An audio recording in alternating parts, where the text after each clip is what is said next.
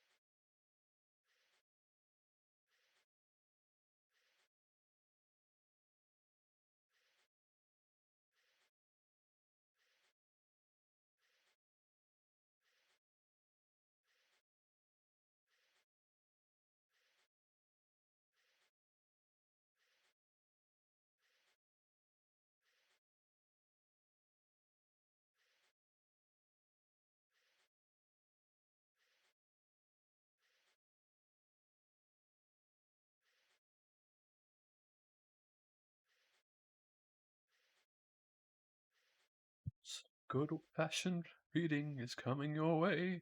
How about I get this show started today? Hey!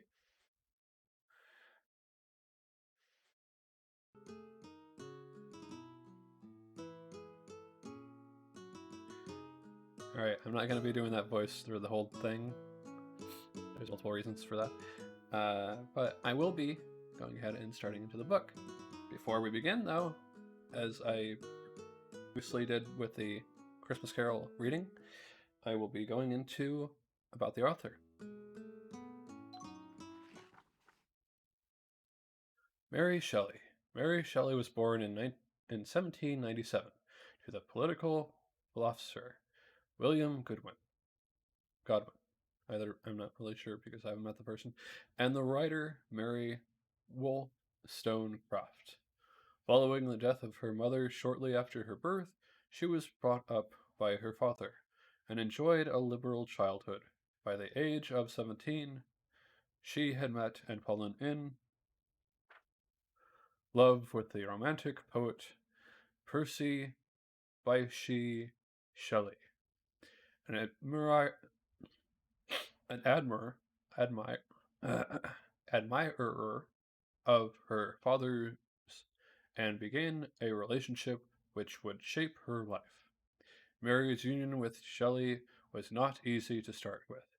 He was married, and Mary's father disapproved of his daughter's involvement with him. They met in secret at Wollstonecraft's grave and ran away together to France. They later returned to England, and after several pregnancies and the death of Shelley's wife, were finally married, much to the relief of Mary's father. Mary Shelley's writing career began with the story for which she is now most famous, Frankenstein. After the success of the first novel, she produced other works, including Lodore, Valperga, and The Last Man, as well as an autobiographical novel, Mathilde, and various travelogues. After the death of her husband in a boating accident in 1822, she dedicated herself to editing his writing and committing his works to posterity. Mary Shelley died in 1851 after a long illness. Let us begin with the book.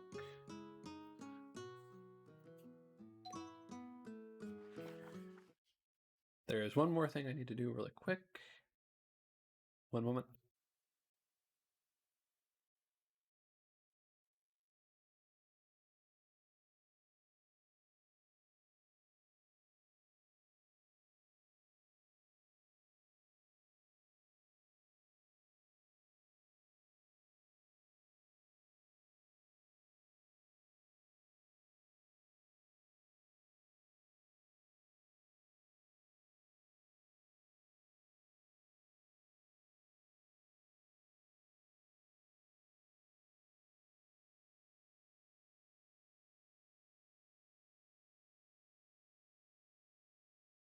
I have divvied up the amount of pages for this month to be able to read them all within a certain amount of pages, and that's what I was looking up. So anyway, Frankenstein, Mary Shelley. Frankenstein, or the Modern Prometheus. Letter 1. To Miss Saville, England. St. Petersburg, December 11th, 17.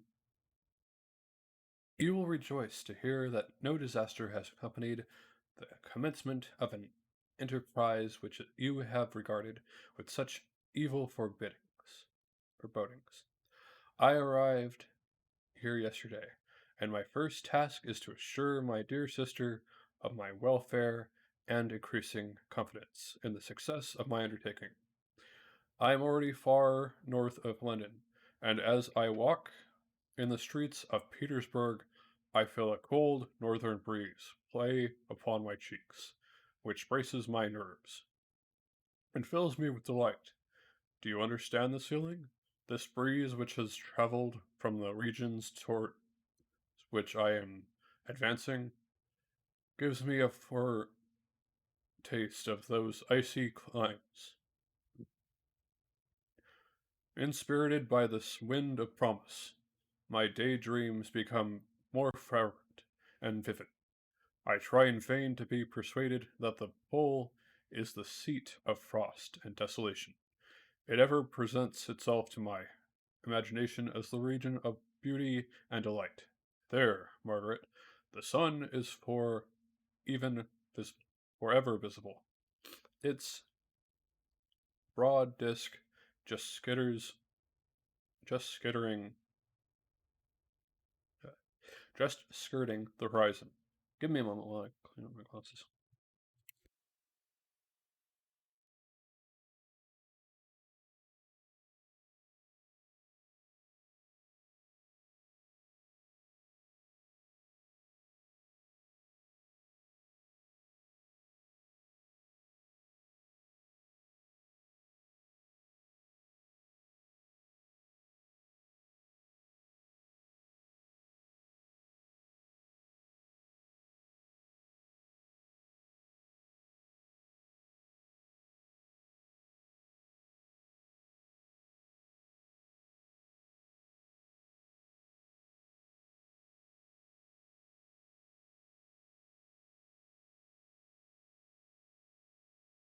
Broad disk just skirting the horizon, and diffusing a perpetual splendor. Therefore, with your leave, my sister, I will put some trust in preceding navigators.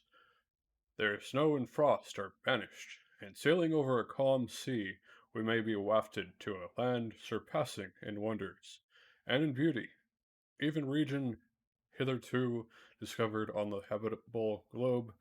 Its productions and features may be without example, as the phenomenon of the heavenly bodies undoubtedly are in those undiscovered solitudes.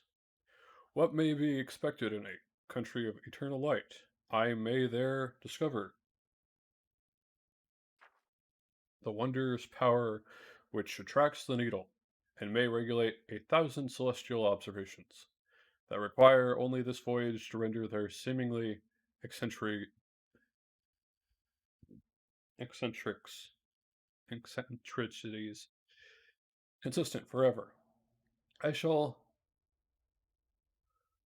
satiate my ardent curiosity with the sight of a part of the world never before visited, and may tread a land never before imprinted by the foot of man.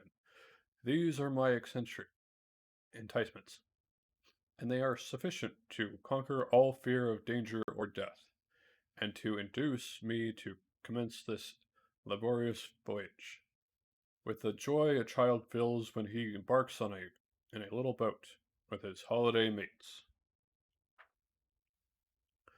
on an expedition of discovery up his native river. But supposing all these conjectures to be false, you cannot contest the ines- inestimable benefit which I shall confer on all mankind, to the land generous by discovering a passage near the pole to those countries, to reach many to reach which at present so many months are requisite, or by ascertaining the secret of the magnet, which it at all possible can only be effected by an undertaking such as mine. Those reflections have dispelled the agitation with which I began my letter, and I feel my heart glow with an enthusiasm which elevates me to heaven, for nothing contributes so much to tranquilize the mind of a steady purpose, a point on which the soul may fix its intellectual eye. This expedition has been the favorite dream of my early years. I have read the accounts of the various voyages which have been made in the prospect of arriving at the North Pacific Ocean. Though the seas which surround the pole, you may remember that a history of all the voyages made for purposes of discovering compose the whole of our good. Uncle Thomas's library, my education was neglected, yet I was passionately fond of reading. These volumes were my study day and night, and my familiarity with them increased that regret which I had felt as a child. Learning that my father's dying injection had forbidden my uncle to allow me to embark in a seafaring life. These visions faded when I perused for the first time those poets, which infusions entranced my soul and lifted it to heaven. I also became a poet, and for 1 year lived in a paradise of my own creation. I imagined that I also might obtain a niche in the temple where the names of Homer and Shakespeare are concentrated. You are well acquainted with my failure and how heavily I bore the disappointment, but just at that time I inherited the fortune of my cousin, and my thoughts were turned into the channel of their earlier bent. 6 years have passed since I resolved on making my present undertaking. I can, even now, remember the hour from which I dedicated myself to this great enterprise. I commenced by inuring my body to hardship. I accompanied the whale fishers on several expeditions to the North Sea.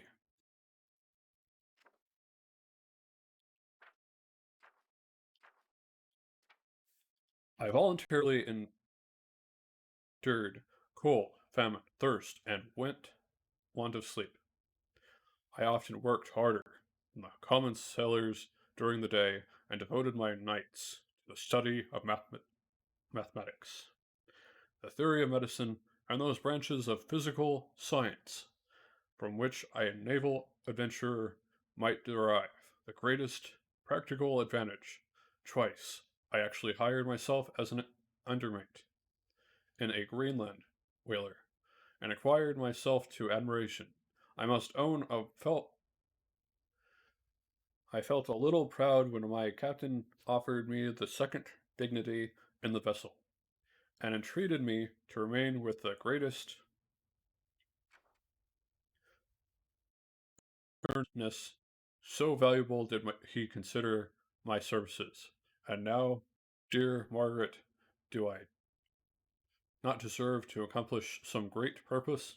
My life might have been passed in ease and luxury, but I preferred glory to every enticement that wealth placed in my path. Oh, that some encouraging voice would answer in the affirmative.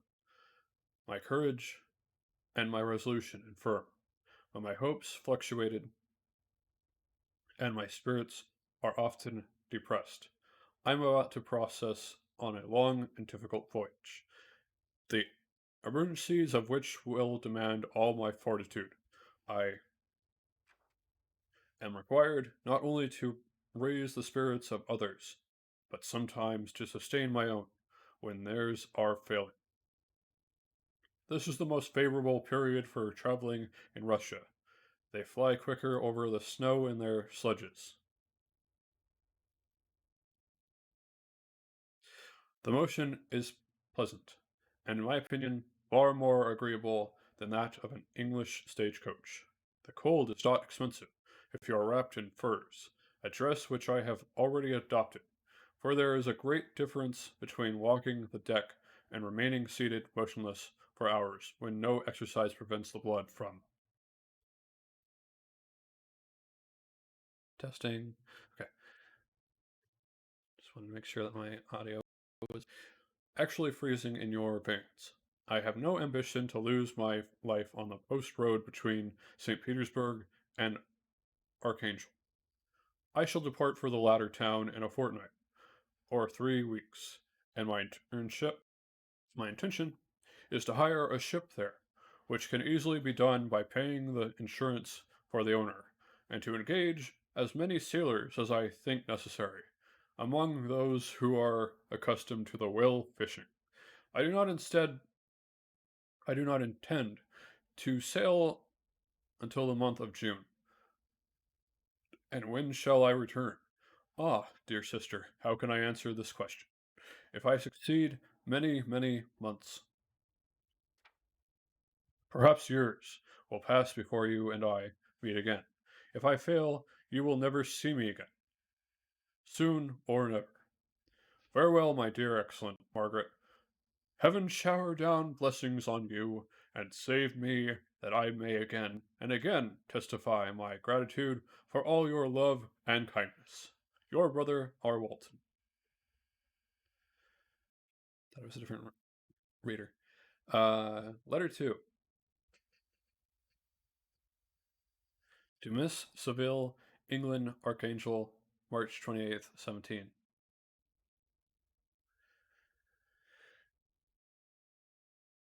Really quick, gonna say that I was using the Frankenstein voice for that. I thought that was Frankenstein, Professor Frankenstein himself, but let's keep going with a different voice. How slowly the time passes here. Encompassed as I am by frost and snow, yet a second step is taken towards my enterprise. I have hired a vessel, and am occupied in collecting my sailors. Those whom I have already engaged appear to be men on whom I can depend, and are certainly possessed old dauntless courage, which I have won want which I have never yet been able to satisfy, in the absence of the object of which I now feel as a most severe evil. I have no friend, Margaret. When I am glowing with the enthusiasm of success, there will be none to participate my joy. If I am assailed by disappointment, no one will endeavor to sustain me in dejection. I shall commit my thoughts to paper. It is true but that is a poor medium for the communication of feeling. I desire the company of a man who would sympathize with me, whose eyes would reply to mine. You may deem me romantic, my dear sister, but I bitterly feel the want of a friend. I have no one near me, gentle yet courageous, possessed of a cultivated, as well as a capacious mind, whose tastes are like my own, to approve or amend my plans. How would such a friend repair the faults of your brother? I am too ardent in execution, and too impatient of difficulties, but it is still it is a still greater evil to me than I am self-educated for the first 14 years of my life. I ran wild on a common and read nothing but our Uncle Thomas's books of voyages. At that age I became acquainted with the celebrated poets of our own country, but it was only when it had ceased to be in my power to derive its most important benefits from such a conviction that I perceive the necessity of becoming acquainted with more languages than that of my native country. Now I am 28 and am in reality more illiterate than many schoolboys of 15. It is true that I have thought more and that my dear daydreams are more extended and magnificent, but they want, as the painters call it, keeping, and I greatly need a friend who would have sense enough not to despise me as romantic, and affection enough for me to endeavor to regulate my mind. Well, these are useless complaints. I shall certainly find no friend on the wide ocean, not even here in Archangel, among merchants and seamen. Yet some feelings unallied to the dross of human nature beat even in these rugged bosoms. My lieutenant, for instance, is a man of wonderful courage. In enterprise he is madly desirous of glory, or rather, to word my phrase more characteristically, of advancement in his profession. He is an Englishman, and in the midst of a national and professional prejudices unoffended by cultivation, retains some of the noblest endowments of humanity. I first became acquainted with him on board a whale vessel. Finding that he was unemployed in this city, I easily engaged him to assist in my enterprise.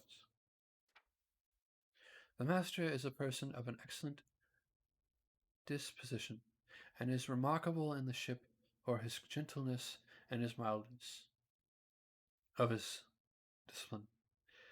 This circumstance, added to his well-known integrity and dauntless courage, made me very desirous to engage him, a youth passed in solitude.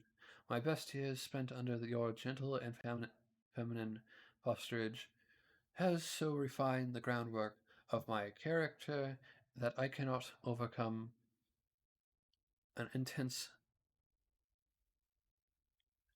distaste to the usual brutality exercised on board ship. I have never believed it to be necessary, and when I heard of a mariner equally noted for his kindliness of heart and the respect and obedience paid to him by his crew, I felt myself particularly fortunate in being able to secure his services. I heard of him first in rather a romantic manner from a lady who owes to him the happiness of her beauty. This briefly is his story. Some years ago, he loved a young Russian lady of moderate fortune, and having amassed a considerable sum in prize money, the father of the girl consented to the match. He saw his mistress once before the destined ceremony, but she was bathed in tears, and throwing herself at his feet, entreated him to spare her, confessing at the same time that she loved another, but that he was poor, and that her father would never consent to the union. My generous friend reassured the suppliant, and on being informed of the name of her lover, instantly abandoned his pursuit. He had already bought a farm with his money, on which he had designed to pass the remainder of his life, but he bestowed the whole on his rival, together with the remains of his prize money, to purchase stock, and then himself solicited the young woman's father to consent to her marriage with her lover, but the old man decidedly refused, thinking himself bound in honor to my friend, who, when he found the father inexorable, quitted his country, nor returned until he heard that his former mistress was married according to her inclinations. What a noble fellow! You will exclaim. He is so, but then he is wholly uneducated. He is as silent as a Turk, and a kind of ignorant carelessness attends him, which, while it renders his conduct the more astonishing, detracts from the interest and sympathy which otherwise he would command. Yet do not suppose he became be, do not suppose, because I complain a little, or because I conceive a consolation for my toils, which I may never know, that I am wavering in my resolutions. Those are as fixed as fate, and my voyage is only now delayed until the weather shall permit my embarkation.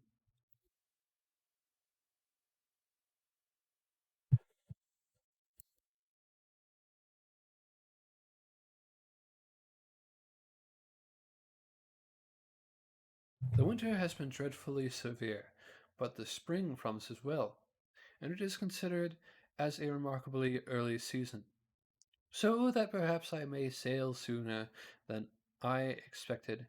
I shall do nothing rashly. You know me sufficiently to confide in my prudences and considerations whenever the safety of others is committed to my care. I cannot describe to you my sensations on the near prospect of my undertaking. It is impossible to communicate to you A conception of the trembling sensations, half pleasurable and half fearful, with which I am preparing to depart. I am going to unexplored regions, to the land of mist and snow, but I shall kill no albatross. Therefore do not be alarmed for my safety, or if I shall come back to you as worn and woeful as the ancient mariner. You will smile at my allusions, but I will disclose a secret. I have often attributed my attachment to my passionate enthusiasms for the dangerous mysteries of ocean, to that production of the most imaginative of modern poets. There is something at work in my soul which I do not understand. I am practically industrious, painstaking, a workman to execute with perseverance and labor. But besides this, there is a love for the marvelous, a belief in the marvelous, intertwined in all my project in all my projects, which hurries me out of the common pathways of men, even to the wild sea and in unvisited regions I am about to explore. But to return to dearer considerations, shall I meet you again, after having traversed immense seas and returning to the most southern cape of Africa or America? I dare not expect such success, yet I cannot bear to look on the reverse of the picture. Continue for the present to write to me by every opportunity. I may receive your letters on some occasions when I need them most to support my spirits. I love you very tenderly. Remember me with affection, should you never hear from me again. Your affectionate brother, Robert Alden. Letter 3 to Miss Savile. England, July 7th, 17. My dear sister, I write as a few lines in haste to say that I am safe and well advanced on my voyage. This letter will reach England by a merchantman now on its homeward voyage from Archangel, more fortunate than I, who may not see my native land perhaps for many years. I am, however, in good spirits. My men are bold and apparently firm on purpose, nor do the fleeting sheets of ice that continuously pass us, indicating the dangers of the region towards which we are advancing, appear to dismay them. We have already reached a very high altitude, but it is the height of summer, and although not so warm as in England, the southern gales which blow us speedily towards those shores which I so ardently desire to attain breathe a degree of renovating warmth which I had not expected. No incidents have hitherto befallen us that would make a figure in a letter. One or two stiff gales, and the springing of a leak, are accidents which experienced navigators scarcely remember to record, and I shall be well content, well content if nothing worse happens to us during our voyage. Adieu, my dear Margaret. Be assured that for my own sake, as well as yours, I will not rashly encounter danger. I will be cool, persevering, and prudent, but success shall crown my endeavors. Wherefore not? Thus far I have gone, tracing a secure way over the pathless seas, the very stars themselves being witness and testimonies of my triumph. Why not still proceed over the untamed yet obedient element? What can stop the determined heart and resolved will of man? My swelling heart involuntarily pours itself out thus, but I must finish. Heaven bless my beloved sister. R.W. Letter 4. To Miss Saville, England, August 5th, 17. So strange an accident has happened to us that I cannot forbear recording it, although it is very probable that you will see me before these papers can come into your possession. Last Monday, July 31st, we were nearly surrounded by ice. which closed in the ship on all sides, scarcely leaving her the side sea room in which she floated. Our situation was somewhat dangerous, especially as we were committed and, well, compassed around by a very thick fog. We accordingly lay to hoping that some change would take place in the atmosphere and weather. About 2 o'clock the mist cleared away, and we beheld stretched out in every direction vast and irregular plains of ice, which seemed to have no end. So my comrades groaned, and my own mind began to grow watchful and with anxious thoughts, when a strange sight suddenly attracted our attention and diverted our solicitude from our own situation. We perceived a low carriage fixed on a sledge and drawn by dogs pass on towards the north at the distance of half a mile. A being which had the shape of a man, but apparently of gigantic stature, sat in the sledge and guided the dogs. We watched the rapid progress of the traveler with our telescopes until he was lost among the distant inequalities of the ice. This appearance excited our unqualified wonder. We were, as we believed, many hundred miles from any land, but this apparition seemed to denote that it was not, in reality, so distant as we had supposed. Shut in, however, by ice, it was impossible to follow his track, which we had observed with the greatest attention.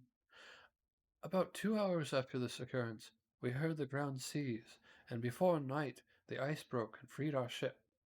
We, however, lay to until the morning, fearing to encounter in the dark those large loose masses which float about above about after the breaking of the ice. I profited of this time to rest for a few hours. In the morning, however, as soon as it was light, I went upon deck and found all the sailors busy on one side of this vessel, apparently talking to someone in the sea. It was, in fact, a sledge, like that we had seen before, which had drifted towards us in the night. On a large fragment of ice, only one dog remained alive, but there was a human being with it, whom the sailors were persuading to enter the vessel. He was not, as the other travelers seemed to be, a savage inhabitant of some undiscovered inland, but an European, which I appeared on deck. The master said, "Here is our captain, and he will not allow you to perish on the open sea." On perceiving On perceiving me, the stranger addressed me in English, although before a foreign accent. "Before I come on board your vessel," said he, "will you have the kindness to inform me whither you are bound?" You may conceive my astonishment on hearing such a question addressed to me from a man on the brink of destruction, and to whom I should have supposed that my vessel would have been a resource which he would not have exchanged for the most precious wealth the earth can afford. I replied, however, that we were on a voyage of discovery towards the northern pole. Upon hearing this, he appeared satisfied, and consented to come on board. Good God, Margaret, if you had seen the man who thus capitulated for his safety, your surprise would have been boundless. His limbs were nearly frozen, and his body dreadfully emaciated by fatigue and suffering. I never saw a man in so wretched a condition. We attempted to carry him into the cabin, but as soon as he had quitted the fresh air, he fainted, and accordingly brought him back to the deck, and restored him to animation. by rubbing him with brandy and forcing him to swallow a small quantity. As soon as he showed signs of life, we wrapped him up in blankets and placed him near the chimney of the kitchen stove. By slowly, by slow degrees, he recovered and ate a little soup, which restored him wonderfully. 2 days passed in this manner before he was able to speak, and I often feared that his sufferings had deprived him of understanding when he had in some measure recovered. I removed him to my own cabin, and attended on him as much as my duty would permit. I never saw a more interesting creature. His eyes have generally an expression of wildness, and even madness. But there are moments when, if any one performs an act of kindness towards him, he does not, he does him, or does him any the most trifling service, his whole countenance is lighted up, as if, as it were, with a beam of benevolence and sweetness that I never saw equalled. But he is generally melancholy and dispiriting, and sometimes he gnashes his teeth, as if impatient of the weight of woes that oppresses him. When my guest was a little recovered, I had great trouble to keep off the men who wished to ask him 1,000 questions, but I would not allow him to be tormented by their idle curiosity. In a state of body and mind whose restoration evidently depended upon entire repose. Once, however, the lieutenant asked why he had come so far upon the ice in so strange a vehicle. His countenance instantly assumed an aspect of the deepest gloom, and he replied, "To seek one who fled from me." "And did the man whom you pursued travel in the same fashion?" "Yes." "Then I fancy we have seen him for the day before we picked you up. We saw some dogs drawing a sledge with a man in it across the ice." This aroused the stranger's attention, and he asked a multitude of questions concerning the route which the daemon, as he called him, had pursued. Soon after, when he was alone with me, he said, "I have doubtless excited your curiosity as well as that of these good people, but you are too considerate to make inquiries. Certainly it would indeed be very impertinent and inhuman of me to trouble you with any inquisitiveness of mine. And yet you rescued me from a strange and perilous situation. You have benevolently restored me to life." Soon after this he inquired if I thought that the breaking of the ice had destroyed the other sledge. I replied that I could not answer with any degree of certainty, for the ice had not broken until near midnight, and the traveler might have arrived at a place of safety before that time, but of this I could not judge. From this time a new spirit of life animated from the decaying frame of the stranger. He manifested the greatest eagerness to be upon deck, to watch for the sledge, which had before appeared, but I had persuaded him to remain in the cabin, for he is far too weak to sustain the rawness of the atmosphere. I have promised that some one should watch for him, and give him instant notice if any new object should appear in sight. Such is my journal of what relates to this strange occurrence up to the present day. The stranger has gradually improved in wealth, but is very silent, and appears uneasy when any one except myself enters his cabin. Yet his manners are so consolidating and gentle that the sailors are all interested in him. Although they have had very little communication with him, for my own part, I begin to love him as a brother, and his constant and deep griefs fill me with sympathy and compassion. He must have been a noble creature in his better days, being even now in wreck, so attractive and admirable. I said in one of my letters, my dear Margaret, that I should find no friend on this wide ocean, yet I have found a man who, before his spirit had been broken by mystery, I should have been happy to have possessed as the brother of my heart. I shall continue my journal concerning the stranger at intervals, should I have any fresh incident to record. August 13th, 17. My affection for my guest increases every day. He excites me at he excites at once my admiration and my pity to an astonishing degree. How can I see noble a creature destroyed by misery, without feeling the most poignant grief? He is so gentle, yet so wise. His mind is so cultivated. And when he speaks, although his words are culled with the choicest art, yet they flow with rapidity and unparalleled eloquence. He is now much recovered from his illness, and is continually on the deck, apparently watching for the sledge that preceded his own. Yet, although unhappy, he is not so utterly occupied by his own misery that but that he interests himself deeply in the projects of others. He has frequently conversed with me on mine, which I have communicated to him without disguise.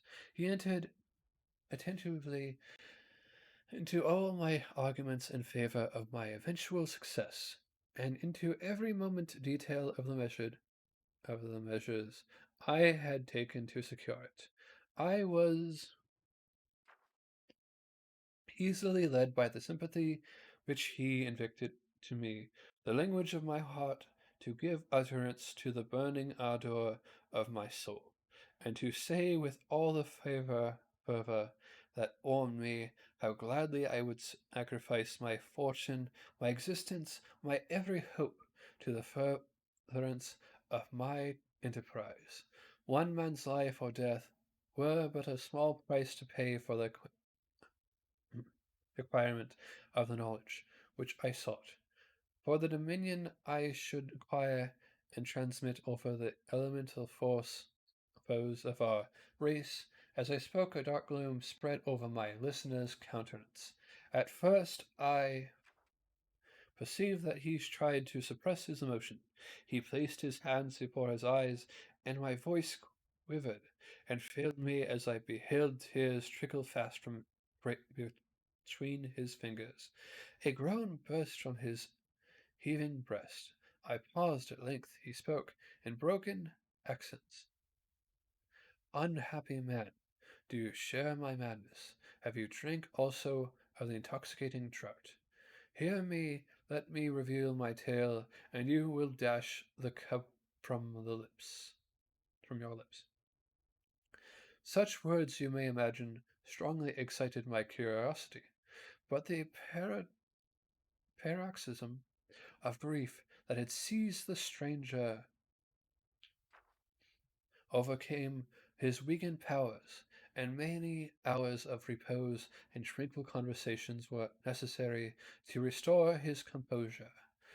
Having conquered the violence of his feelings, he appeared to despise himself for being the slave of passions, and quell the dark tyranny of despair.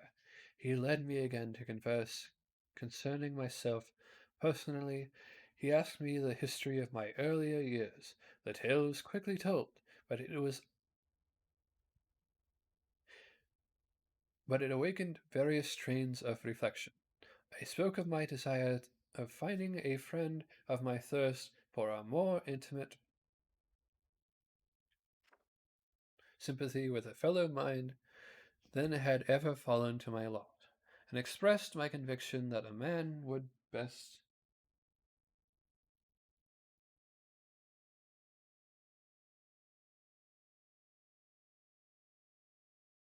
that a man could boast of little happiness who did not enjoy this blessing.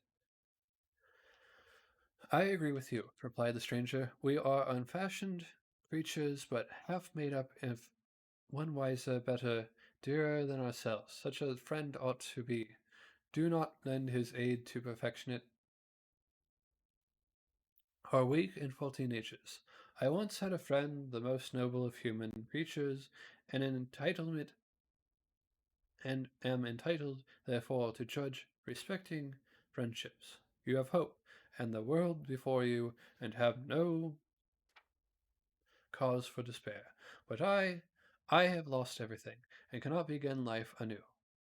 As he said this, his countenance became expressive of a calm, settled grief that touched me to the heart. But he was silent, and presently retired to his cabin. Even broken in spirit as he is, no one can feel more deeply than he does. The beauties of nature, the starry sky, the sea, and every sight afforded by these wonderful regions seems still to have the power of elevating his soul from earth. Such a man has a double existence. He may suffer misery and be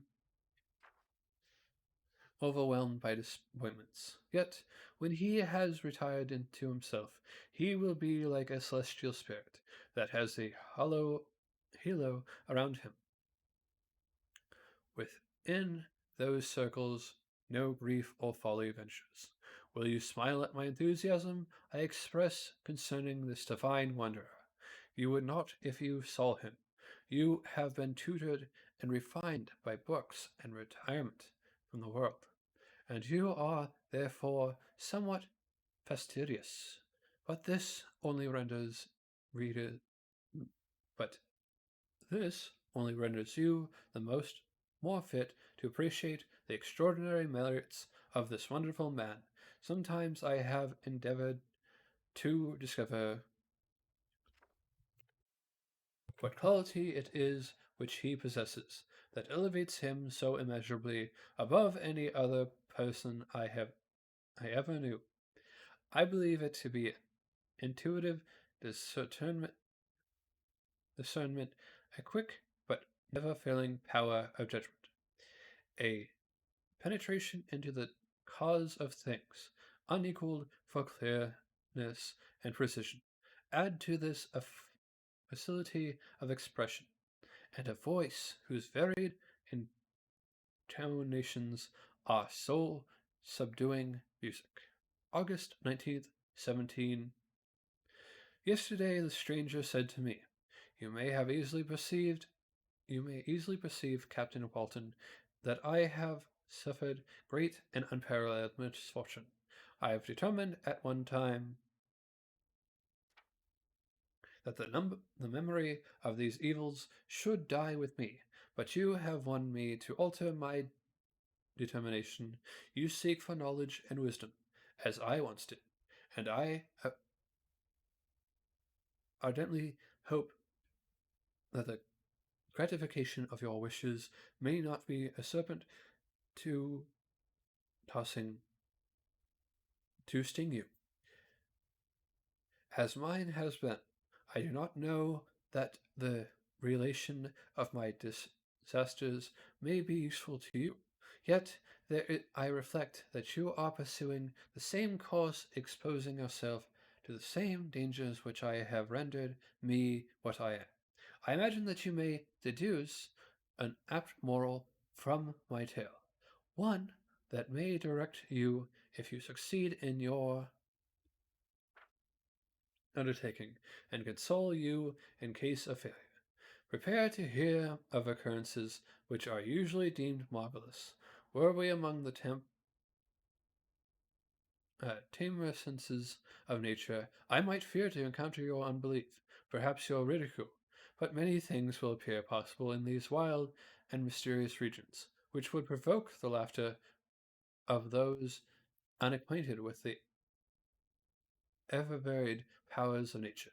Nor can I doubt that my tale conveys in its senses interval internal evidence of the truth of the events of which it is composed. You may easily imagine was such that I was much gratified to the offered communication. Yet I could not endure that he should renew his grief by a recital of his misfortunes. I felt the greatest eagerness to hear the promised narrative, partly from curiosity and partly from a strong desire to ameliorate his fate. If it were in my power, I expressed these feelings in my answer. I thank you, he replied, for your sympathy, but it is useful my fate is nearly fulfilled. I wait for one event, and then I shall repose in peace. I understand your feeling, continued he, perceiving that I wished to interrupt him. But you are mistaken, my friend. If thus you will allow me to name you, nothing can alter my destiny. Listen to my history, and you will perceive how irrecoverably it is determined. He then told me that he would commence his narrative the next day, when I should be at leisure. This promise drew from me the warmest thanks. I have resolved every night that I am not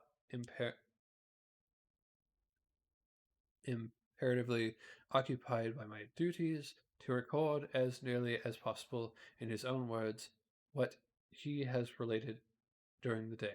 If I should be engaged, I will at least make note. This manuscript will doubtless afford you the greatest pleasure, but to me, who know him and who hear it from his own lips, with what interest and sympathy shall I read it in some future day? Even now, I commence my task, his full-toned voice swells in my ears. His lustrous eyes dwindle on me with all their melancholy sweetness. I shall I see his thin hand raised in animation, while the lineaments of his face are radiated by the soul within. Strange and harrowing must be his story. Frightful the storm which embraced the gallant vessel on its course and wrecked it. Thus, Chapter 1.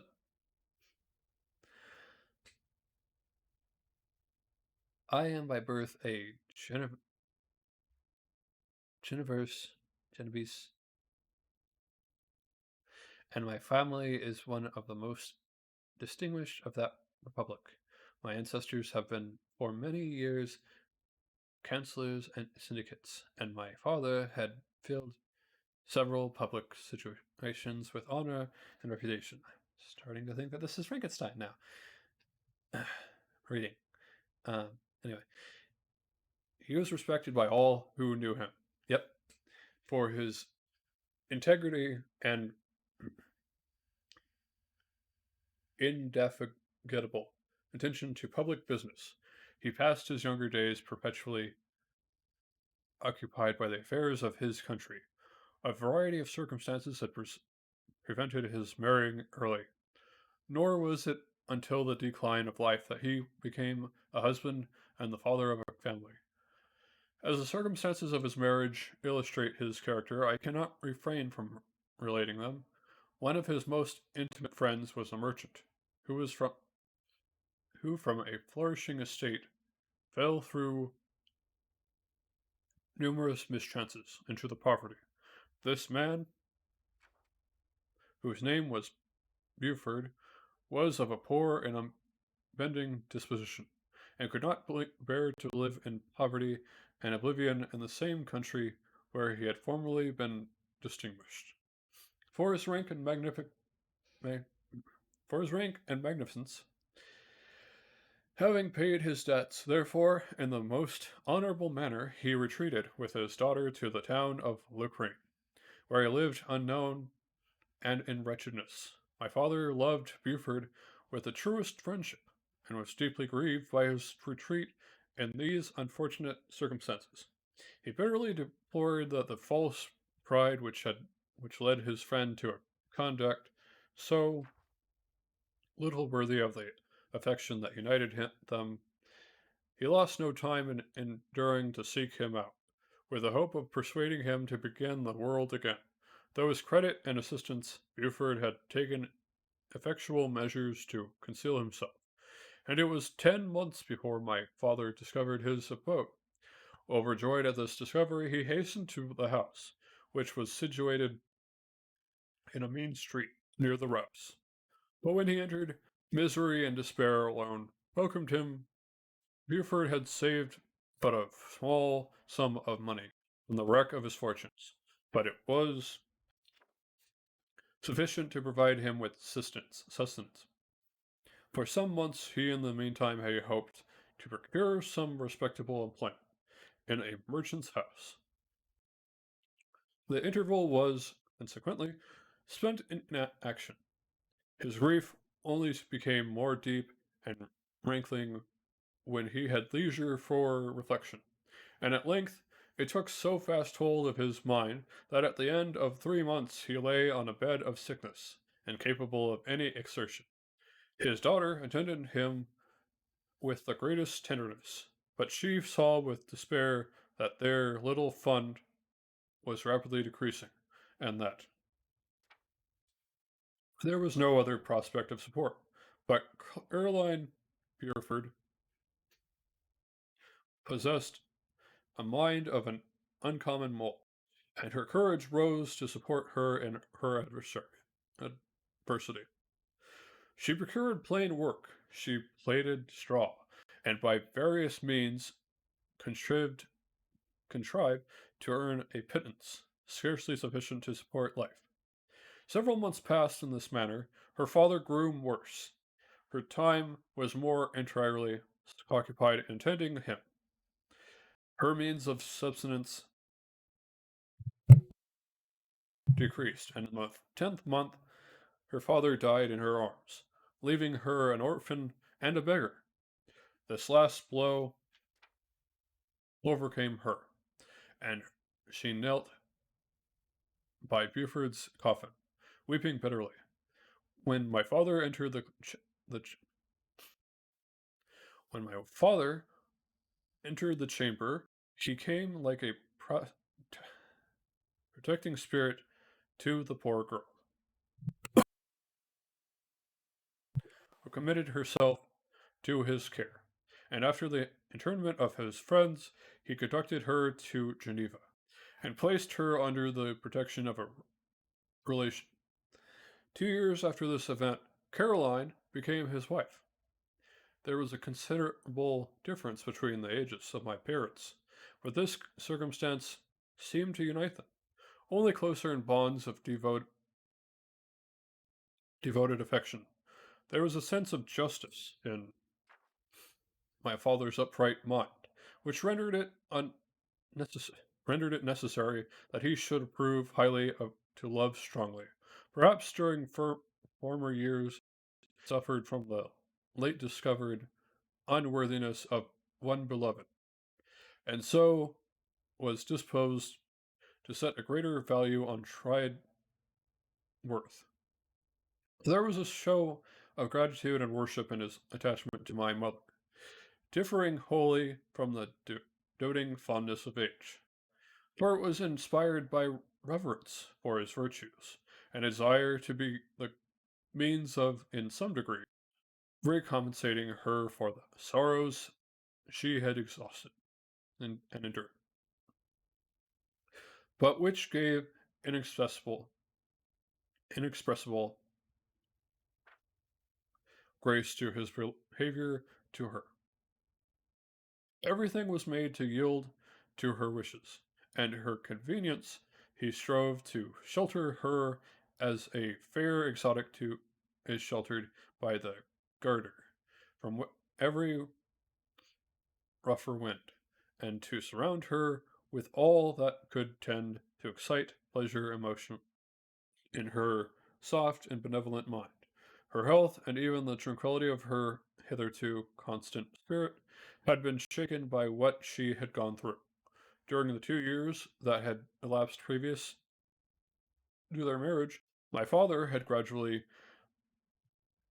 relinquished all his public functions, and immediately after their union, they sought the pleasant climate of Italy, and the change of scene and interest attendant on a tour through that land of wonders as a restorative for her weakened frame. From Italy, they visited Germany and France. I, their eldest child, was born in Naples or Nepal, as an as an infant, accompanied them in their rambles.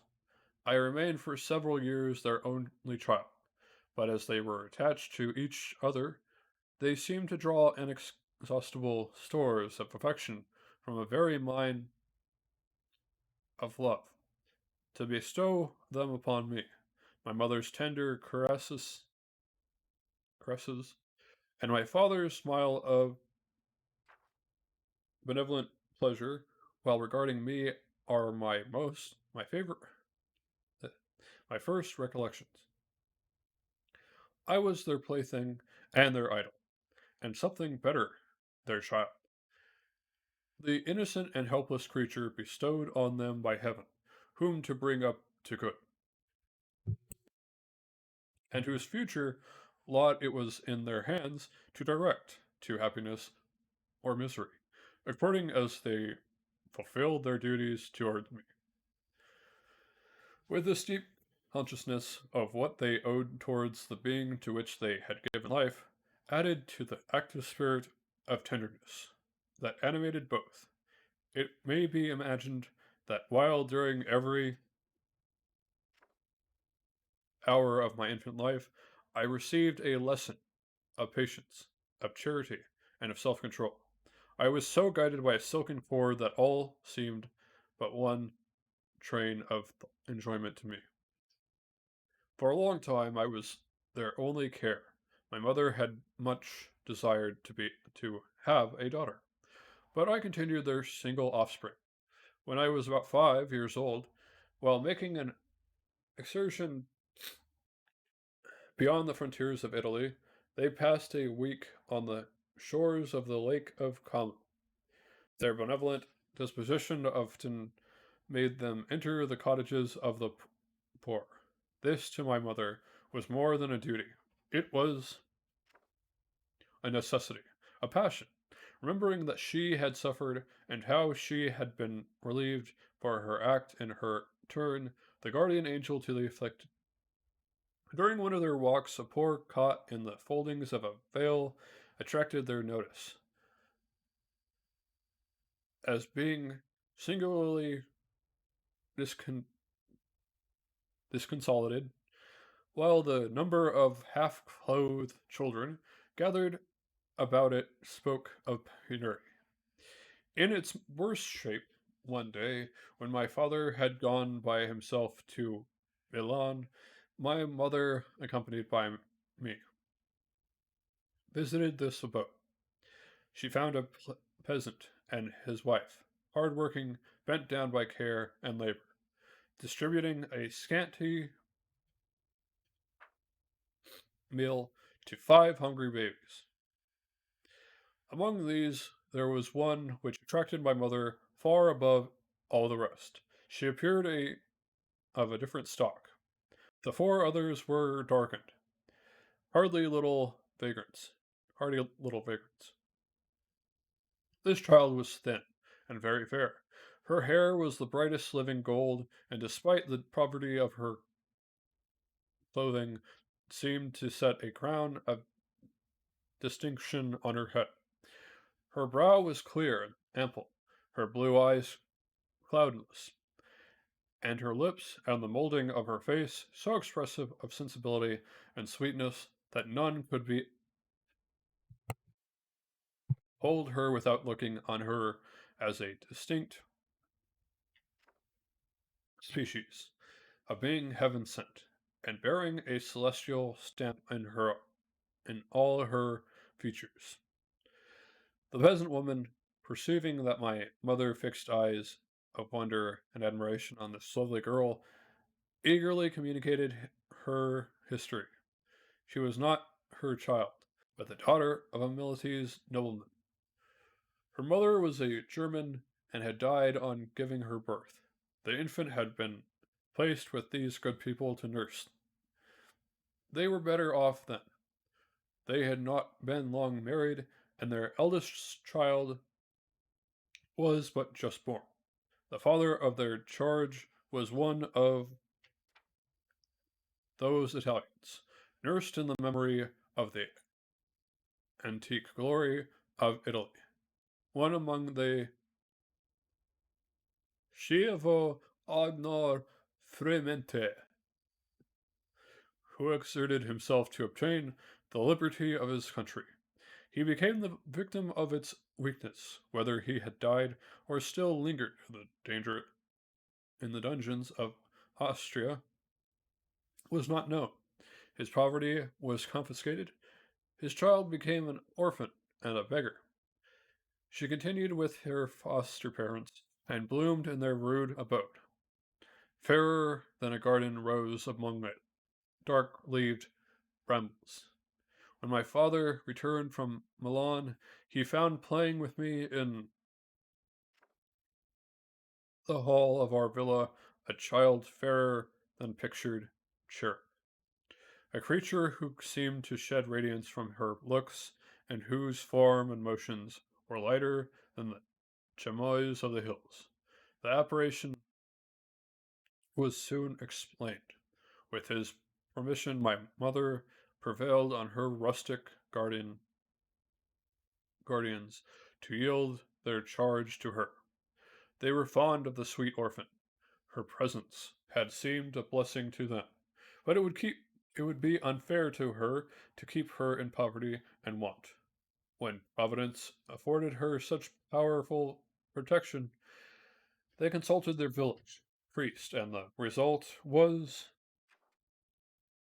that Elizabeth Lavenza became the inmate of my parents' house, my more than sister, the beautiful and adored companion of all my occupations and my pleasures.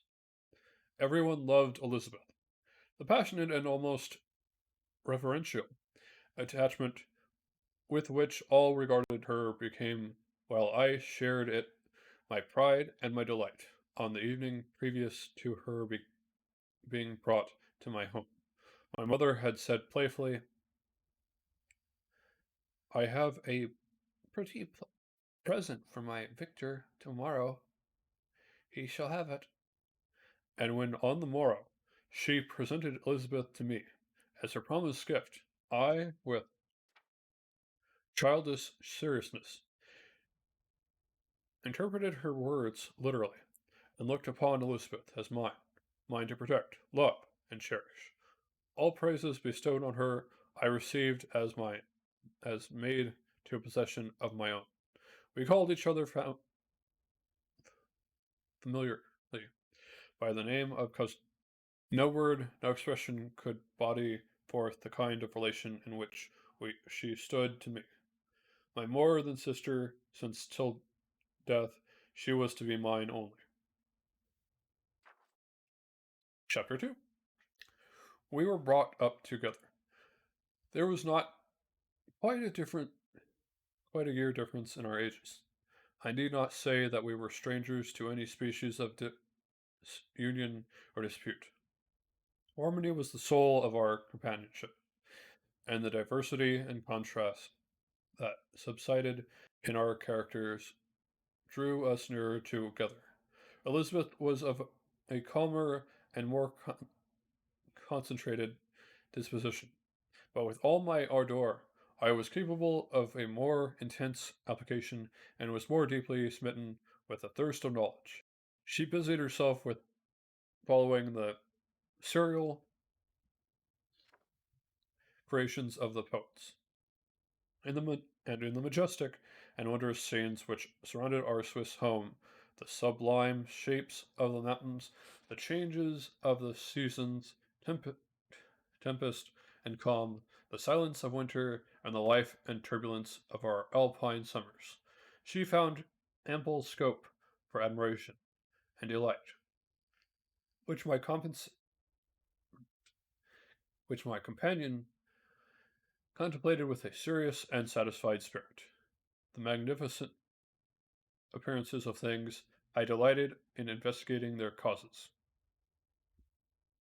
The world was to me a secret which I desired to divine. Curiosity, earnest research, to learn the hidden laws of nature, gladness, skin to rapture, as they were unfolded to me, are among the earliest sensations I can remember. On the birth of on the birth of a second son, my junior by 7 years, my parents gave up entirely their wandering life and fixed themselves in their native country. We possessed a house in Geneva and a champagne or campaign on Belrive, the eastern shore of the lake, at the distance of rather more than a league from the city. We resided principally in the latter, and the lives of my parents were passed in considerable seclusion. It was my temper to avoid a crowd, and so to attach myself fervently to a few. I was indifferent, therefore, to my schoolfellows. In general, but I united myself in the bonds of the closest friendship to one among them.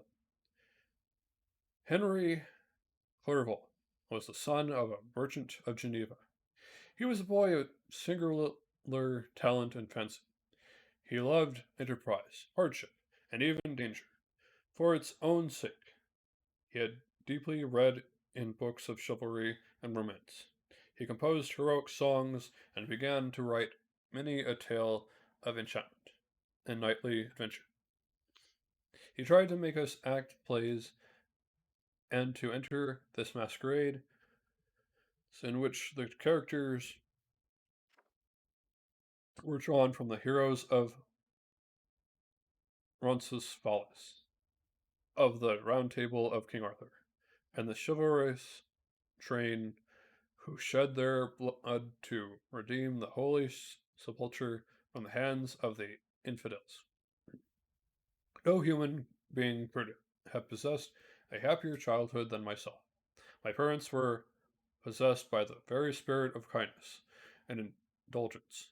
We felt that they were not the tyrants out to rule our lot according to their caprices, but the agents and creators of all the many delights which we enjoyed. When I mingled with our families, I distinctly discerned how peculiarly fortunate my lot was, and gratitude assailed, assisted the development of filial love. My temper was sometimes violent and my passions vehement, but by some law in my temperature, they were turned not towards childish pursuits, but to an eager desire to learn, and not to learn all things indiscriminately. I confess that neither the structure of languages, nor the code of governments, nor the politics of various states possessed attractions for me. It was the secret of heaven and earth that I desired to learn, and whether it was the outward substance of things or the inner spirit of nature and the mysterious soul of man that occupied me, still my inquiries were directed to the metaphysical, or in the highest sense, the physical secrets of the world. Meanwhile, Clerval occupied himself, so to speak, with the moral relations of things. The busy stage of life, the virtues of heroes, and the actions of men were his theme, and his hope and his dream was to become one among those whose names are recorded in story as the gallant and adventurous benefactors of our species. The saintly soul of Elizabeth shone like a shrine dedicated lamp in our peaceful home, where sympathy was ours. Her smile, her soft voice, the sweet glance of her celestial eyes were ever there to bless and animate us. She was the living spirit of love. To soften and to attract, I might have become sullen in my study. Rough though the ardors of the nature, but that she was there to subdue me to a semblance of her own gentleness, and Clerval could ought all entrance on the noble spirit of Clerval. Yet he might not have been so perfectly humane, so thoughtful in his generosity, so full of kindness and tenderness amidst his passion for adventurous exploit, had she not unfolded to him the real loveliness of beneficence, and made the doing good the end and aim of his soaring ambition. I feel exquisite pleasure in dwelling on the recollections of childhood before misfortune had tainted my mind, and changed its bright visions of extensive usefulness into gloomy, sad, narrow reflections upon itself. Besides, I'm drawing the picture of my early days. I also record those events which led by insensible steps to my after tale of misery. For when I would account to myself for the birth of that passion, which afterwards rolled my destiny, I find it arise like a mountain river from ignoble and almost forgotten sources. But swelling as it proceeds, it became the torment which in its course had swept away all my hopes and joys. Nature, natural philosophy, is the genius that has regulated my fate. I desire, therefore, in this narration, to state those facts which led to my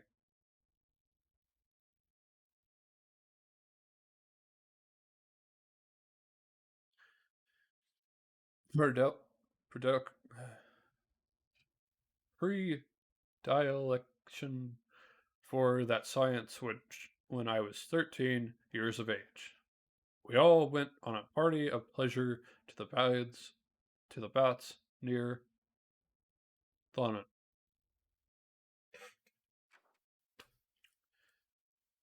The inclemency of the weather obliged us to remain a day confined to the inn. In this house, I chanced to find a volume of the works of Cornelius Agrippa. I opened it with apathy. The theory which he attempts to demonstrate and the wonderful facts which he relates soon changed this feeling into enthusiasm. A new light seemed to drop upon my mind, and bouncing with joy, I communicated my discovery to my father. My father looked carelessly at the title page of my book and said, "Ah, Cornelius of Agrippa.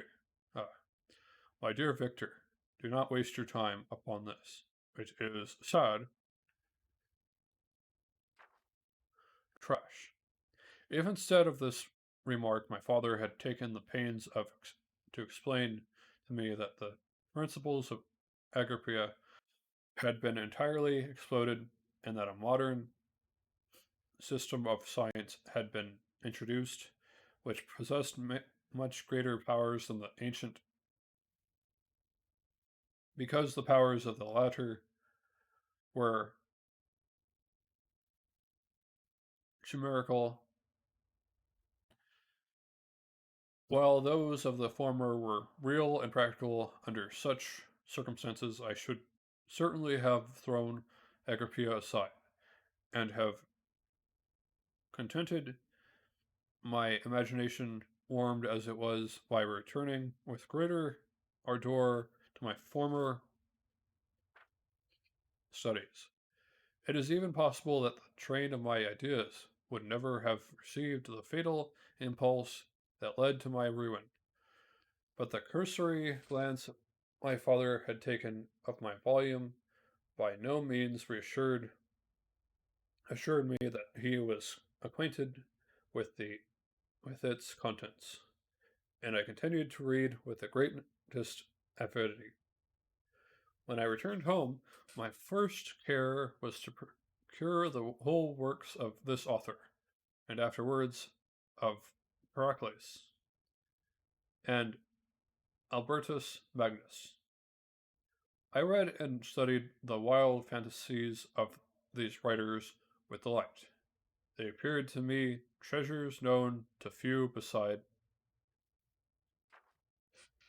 myself. I have described myself as always having been imbued, imbued with a fervent longing to penetrate the secrets of nature, in spite of the intense labors and wonderful discoveries of modern philosophers. I always came from my studies disconnected, discontinued, and unsatisfied. Sir Isaac Newton is said to have abode that he felt like a childish picking up shells, like a child picking up shells beside the great and unexplored oceans of truth. Those of his successors in each branch of natural philosophy with whom I was acquainted appeared, even to my boy's apprehensions. As Tyros engaged in the same pursuit, the untaught peasant beheld the elements around him and was acquainted with their practical uses. The most learned philosophers knew a little more. He had particularly unveiled the face of nature, but her immoral lineaments were still a wonder and a mystery. He might dissect anatomized and give names, but not to speak of a final causes in their secondary and tertiary grades were utterly unknown to him. I gazed upon the fortifications and impediments that seemed to keep human beings from entering the citadel of nature, and rashly and ignorantly had repined, but here were books, and here were men who had penetrated deeper and knew more. I took their word for all that they averted, and I became their disciple. It may appear strange that such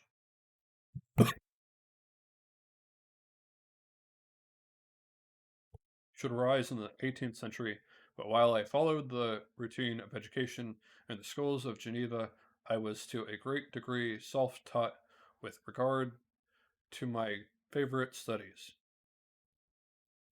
My father was not scientific, and I was left to struggle with a child's blindness, added to a student's thirst for knowledge.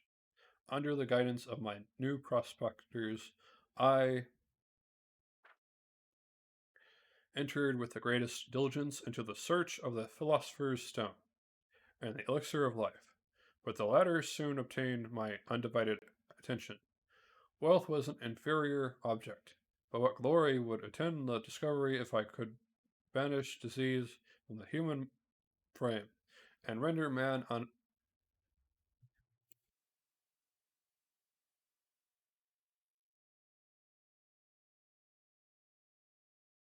Sorry, I need to wait for a musical clock going on.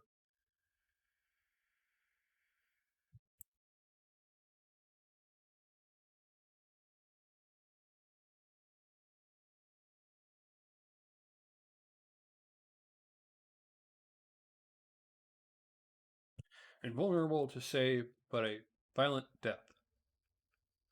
Nor were these my only visions.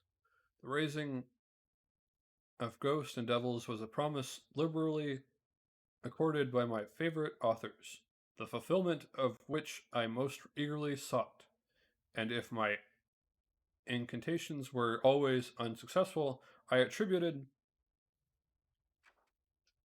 the failure rather to my own experience and mistake them to a want of skill or fidelity in my instructions and my instructors, and thus for a time I was occupied by exploded systems, mingling like an undept, a thousand contradictory theories and floundering desperately in a very slow of multifarious knowledge, guided by an ardent imagination and childish reasoning, till an accident again changed the current of my ideas.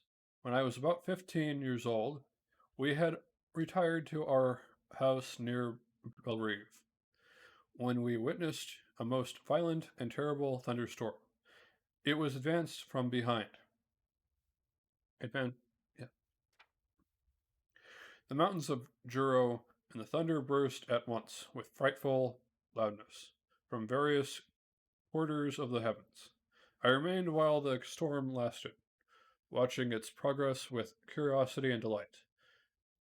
As I stood at the door on a sudden, I beheld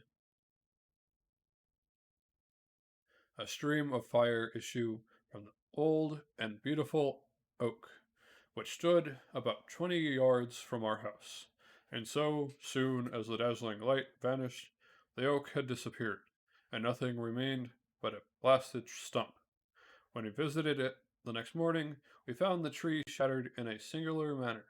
It was not splintered by the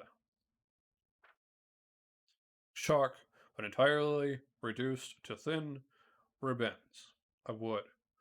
I never beheld anything so utterly destroyed. Before this, I may not, I was not unacquainted with the more obvious laws of electricity. On this occasion, a man of great research in natural philosophy was with us, and excited by this catastrophe, he entered on the expansion explanation of a theory which he had formed on the subject of electricity and galvanism, which was at once new and astonishing to me. At that he said threw greatly into the shade Cornelius Agrippa Albertus Magnus and Proculus, the lords of my imagination, but by some fatality the overthrow of these men disinclined me to pursue my accustomed studies. It seemed to me as if nothing would or could ever be known. All that had long engaged my attention suddenly grew despicable by one of those caprices of the mind, which we are perhaps most subject to in earthly youth. I at once gave up my former occupation, set down natural history and all its progeny as a deformed and abortive creation, and entertained the greatest disdain for a would-be science, which could never even step within the threshold of real knowledge. In this mood of mind, I betook myself to the mathematics and the branches of studied appre- appertaining to that science as being built upon secure foundations and so worthy of my considerations. Thus, strangely, are our souls constructed, and by such slight limitations are we bound to prosperity or ruin. When I took when I look back, it seems to me as if this almost miraculous change of inclination and will was the immediate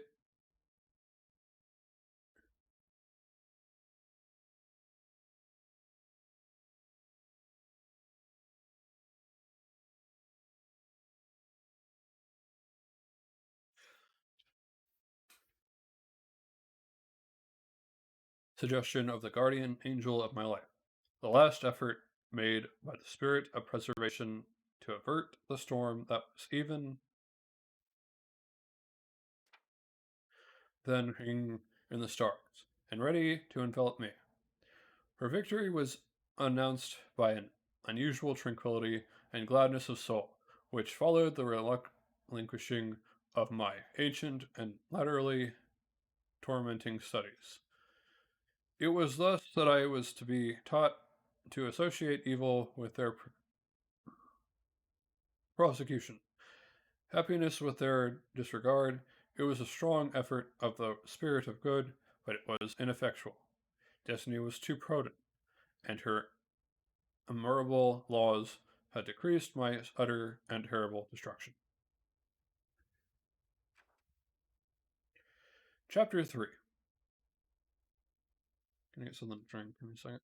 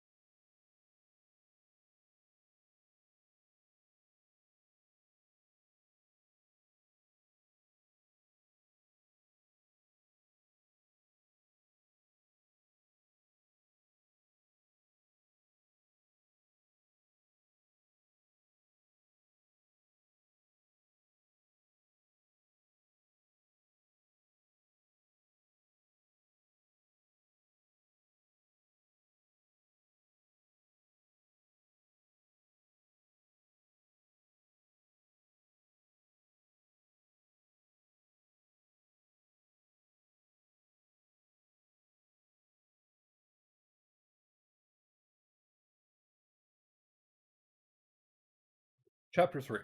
When I attained the age of 17, my parents resolved that I should become a student at the University of Ingolstadt.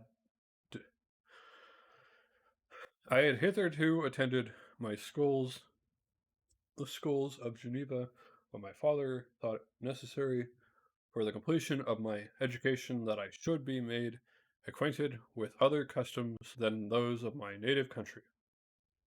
My departure was therefore fixed at an early date, but before the date resolved upon could arrive, the first misfortune of my life occurred, an omen, as it were, of my future misery. Elizabeth had caught the scarlet fever. Her illness was severe, and she was in the greatest danger. During her illness, many arguments had been urged to persuade my mother to refrain from attending upon her. She had at first yielded to our entreaties, but when she heard that the life of her favorite was menaced, she could no longer control her anxiety. She attended her sick bed. Her watchful attentions triumphed over the malignity of the distemper. Elizabeth was saved, but the consequences of this imprudence were fatal to her preserver. On the third day, my mother sickened. Her fever was accompanied by the most alarming symptoms, and the look of her medical attendants prognosticated the worst events. On her deathbed, the fortitude and benignity of this best of women did not desert her. She joined the hands of Elizabeth and myself, my children. She said, "My firmest hope of future happiness were placed on the prospect of your union. This exception will now be the consolation of your father. Elizabeth, my love, you must supply my place to my younger children.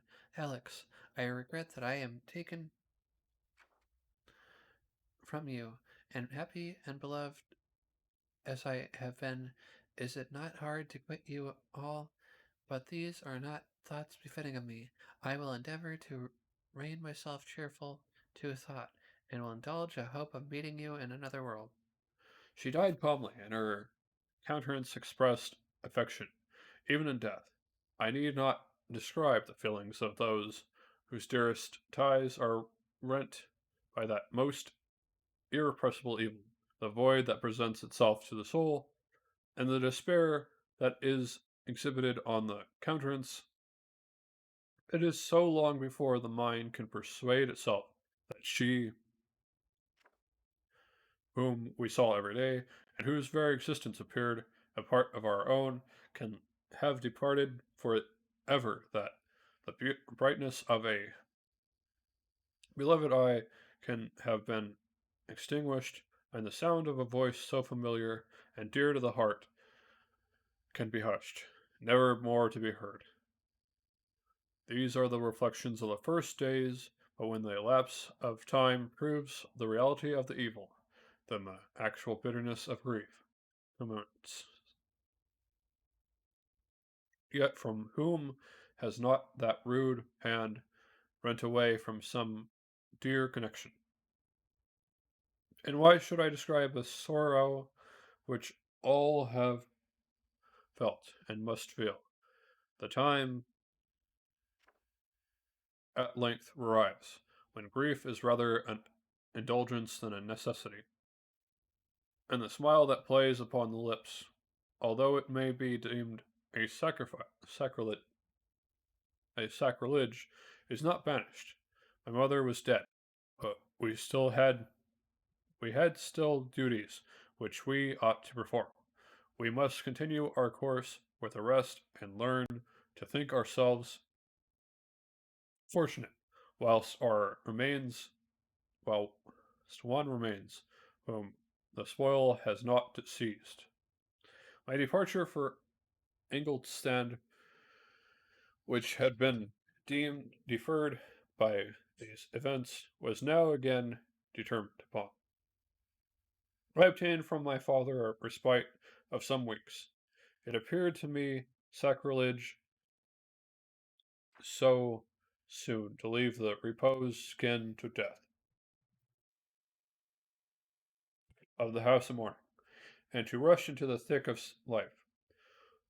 I was new to sorrow, but it did not the less alarm me.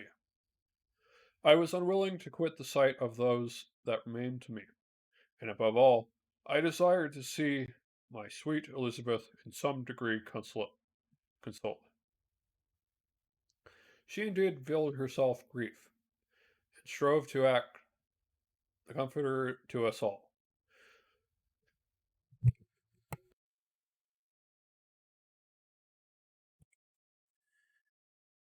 She looked steadily on life, and assumed its duties with courage and zeal. She devoted herself to those whom she had been taught to call her uncle and cousins. Never was she so enchanting as at this time, when she recalled the sunshine of her smiles and spent them upon us. She forgot even her own regret in her endeavors to make us forget. The day of my departure at length arrived. Clerval spent the last evening with us. He had endeavored to persuade his father to permit him to accompany me and to become my fellow student, but in vain.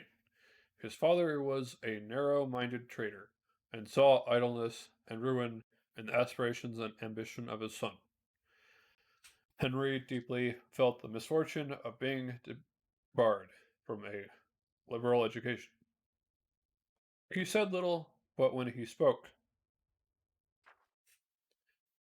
I read in his kindling eye, and in his animated glance, a retained but firm resolve not to be chained to the miserable details of commerce.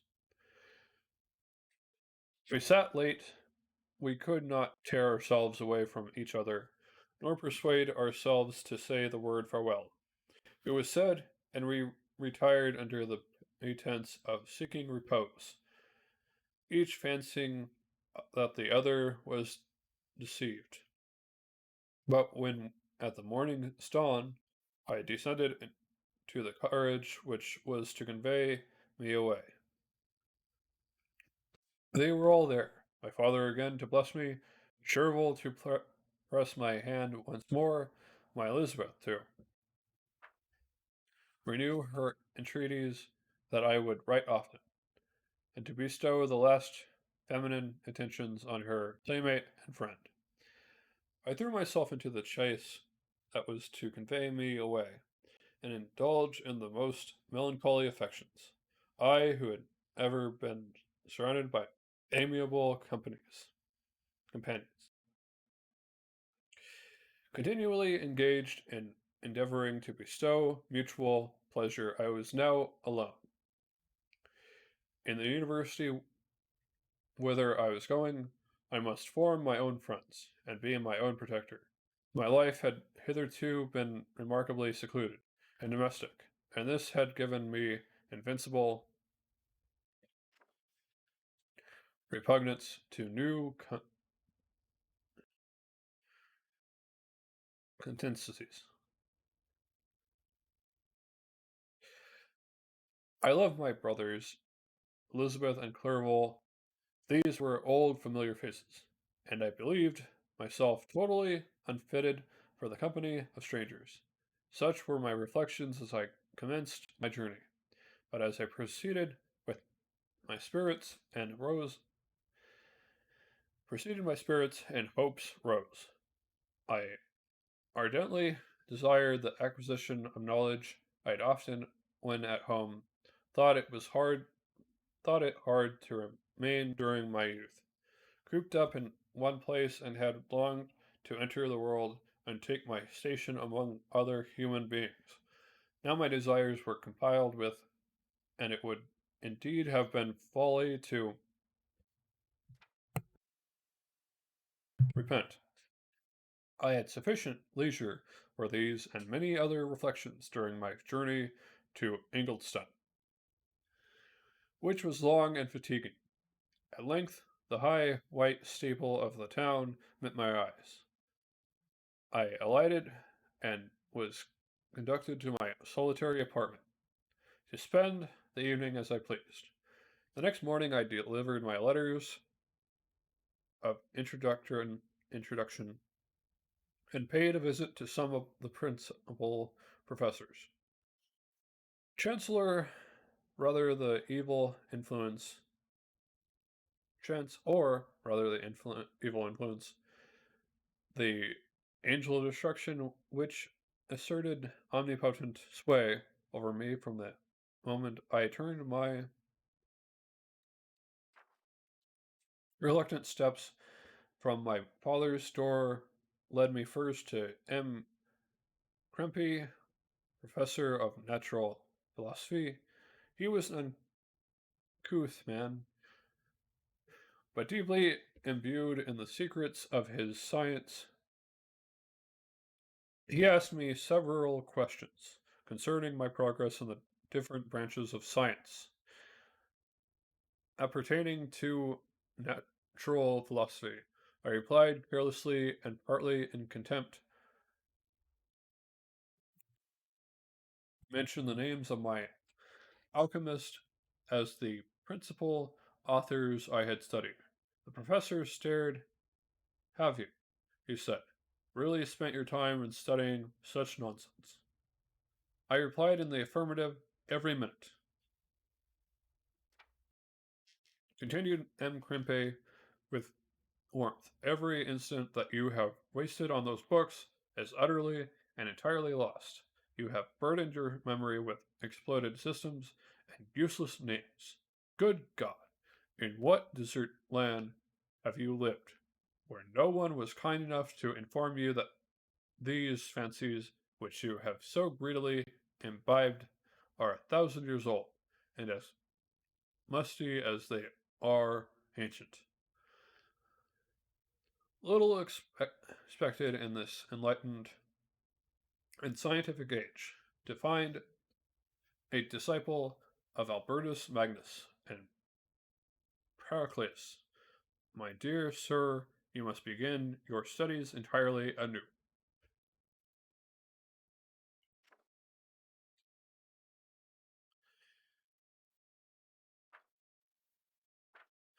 So, saying that he stepped aside and wrote down a list of several books treating of natural philosophy which he desired me to procure, and dismissed me after mentioning that in the beginning of the following week he intended to commence a course of lectures upon natural philosophies and its general relations, and that M. Waldman, fellow professor, would lecture upon chemistry the alternate days that he omitted. I returned home, not disappointed, for I have said that I had long considered those authors useless whom the professor reprobated. But I returned, not at all the more inclined to recur to these studies in any shape.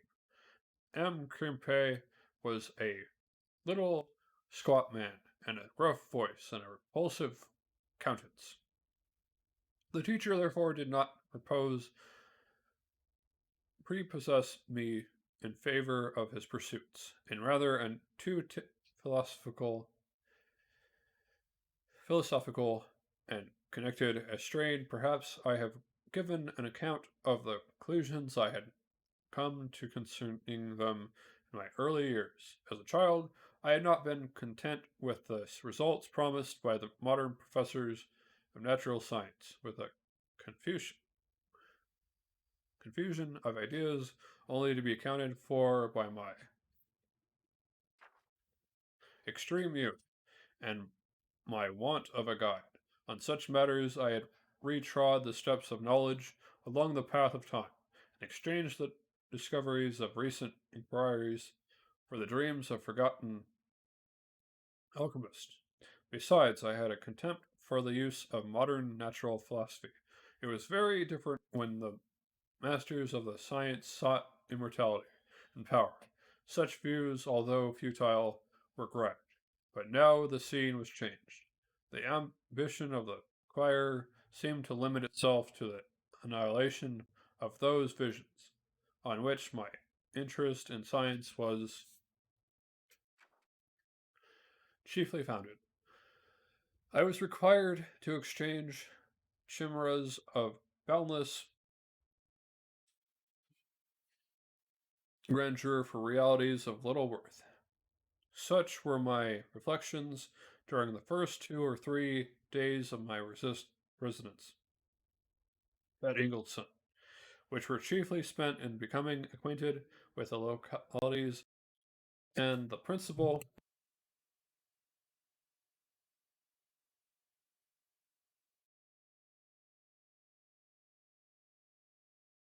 residents in my new abode.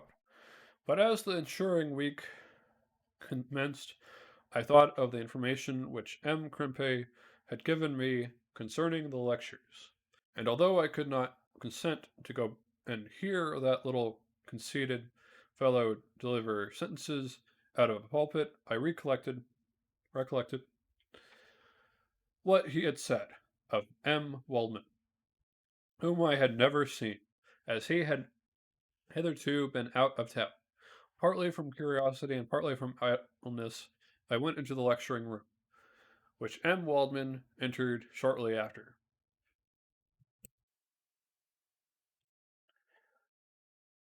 This professor was very unlike his colleagues. He appeared about 50 years of age, but with an aspect expressive of the greatest benevolence. A few gray hairs covered his temples, but those at the back of his head were nearly black. His person was short but remarkably erect, and his voice the sweetest I had ever heard. He began his lecture by a recapitalization of the history of chemistry and the various improvements made by different men of learning, pronouncing with fervor the names of the most distinguished discoveries.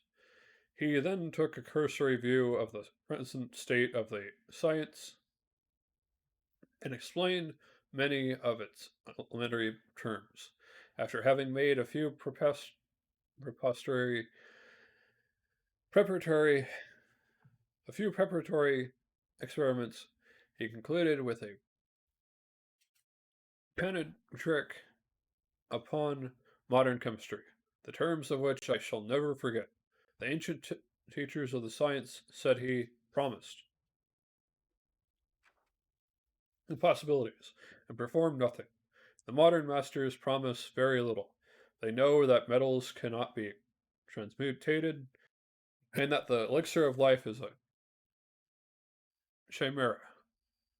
But these philosophers, whose hands seem only to dabble in dirt and their eyes to pore over the microscope or crucible, have indeed performed miracles. They penetrate into the recesses of nature and show how she works in her hiding places. They ascend into the heavens. They have discovered how the blood circulates and the nature of the air we breathe have been they have acquired new and almost unlimited powers. They can command the thunders of heaven, mimic the earthquake, and even mock the invisible worlds with its own shadows. Such were the professor's words. Rather let me say such the words of fate, and announced to destroy me. As he went on, I felt as if my soul were grappling with a palpable enemy. One by one, the various keys were touched, which formed the mechanisms of my being. Chord after chord was sounded, and soon my mind was filled with one thought, or exception, one conception, one purpose. So much has been done, exclaimed the soul of Frankenstein. More, far more, will I achieve, treading in the steps already marked. I will pioneer a new way, explore unknown powers, and unfold to the world the deepest mysteries of creation. I closed not my eyes that my internal being was in a state of insurrection and turmoil. I felt that order would thence arise, but I had no powers to produce it. By degrees, after the morning's dawn,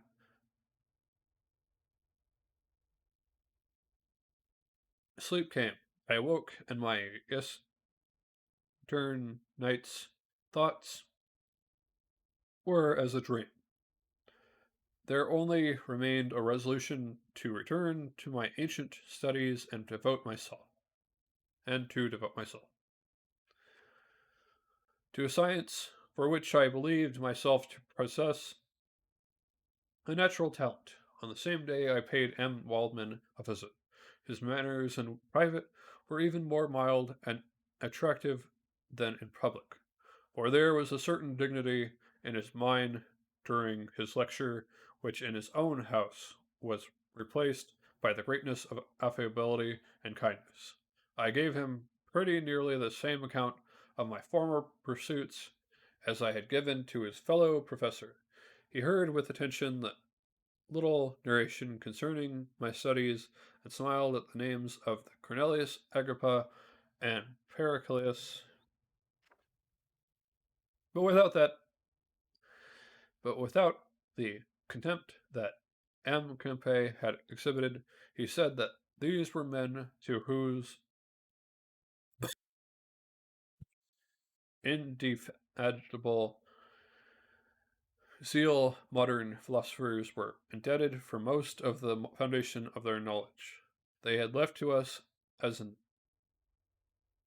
easier task to give new names and arrange in connected classification to the facts which they, in a great degree, had been the instruments of bringing to light.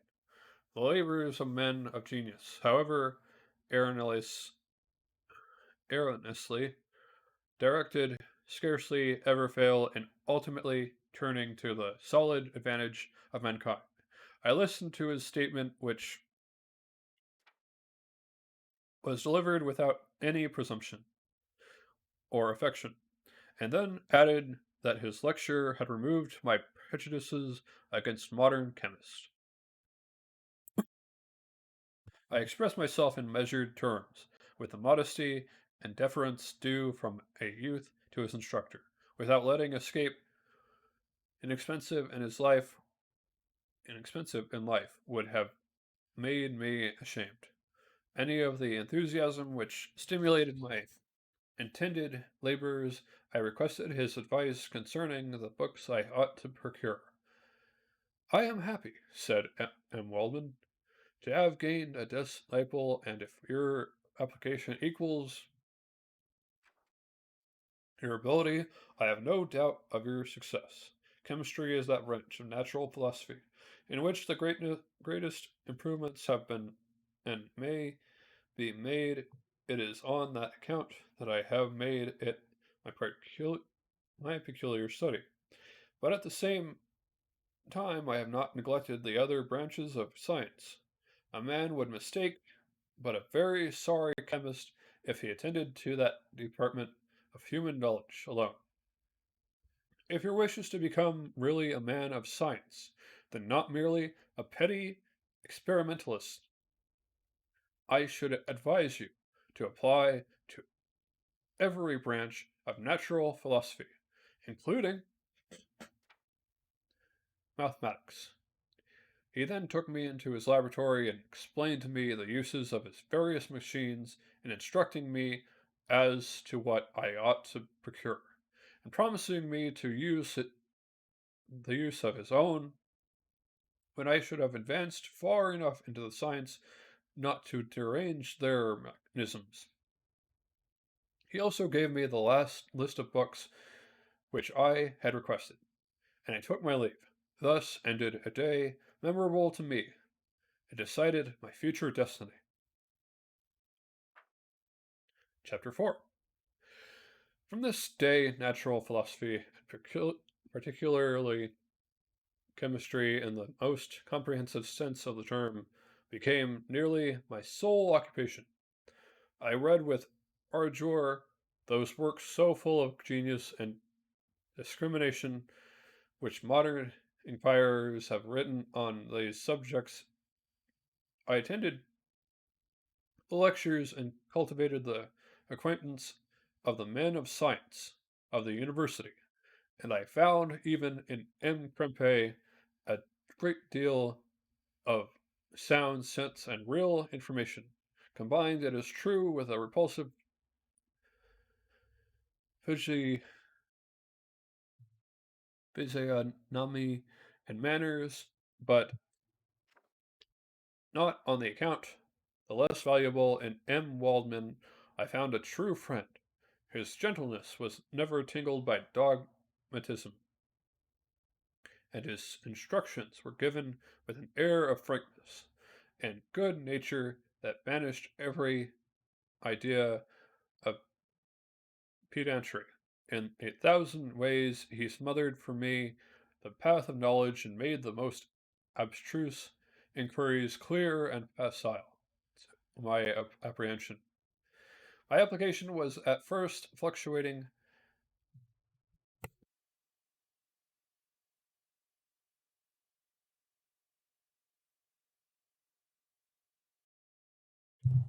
and uncertain. It gained strength as I processed and soon became so ardent and eager that the stars often disappeared in the light of morning. Whilst I was still, whilst was, whilst I was yet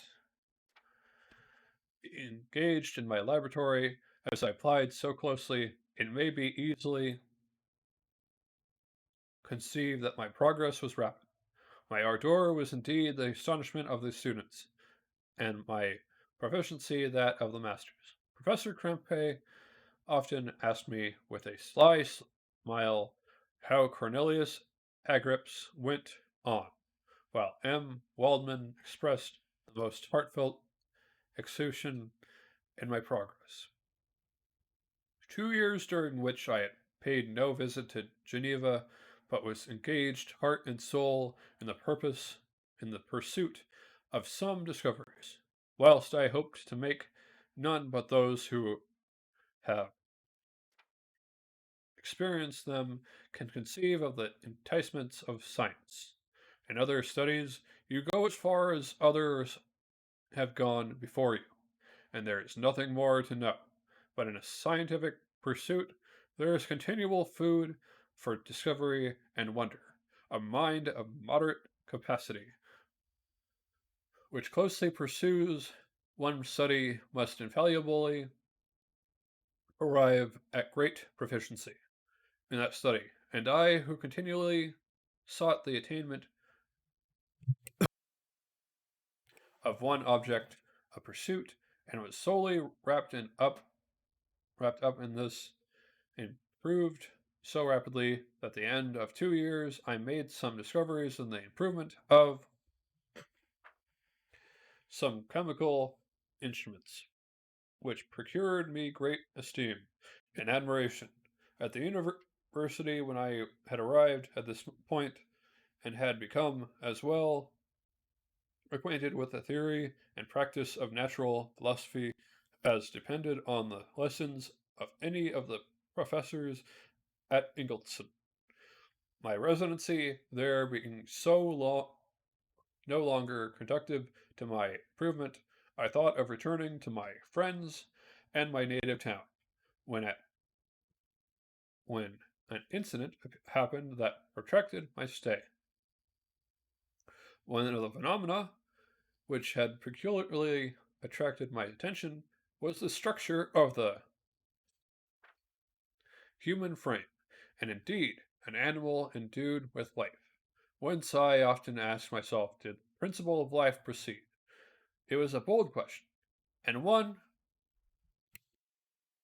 which has ever been considered as a mystery, yet with how many things are we upon the brink of becoming acquainted? If cowardice or carelessness did not restrain our incurities, I revolved these circumstances in my mind, and determined, therefore, to apply myself more particularly to those branches of natural philosophy which relate to physiology, uh, physiology. Unless I had been been animated by an almost supernatural enthusiasm, my application to this study would have been irksome and almost intolerable. To examine the cause of life, we must first have recourse to death. I became acquainted with the science of anatomy, but this was not sufficient. I must also observe the natural decay and corruption of the human body. In my education, my father had taken the greatest precautions that my mind should be impressed with no supernatural horrors. I do not ever remember to have trembled at a tale of superstition or to have feared the application of a spirit. Darkness had no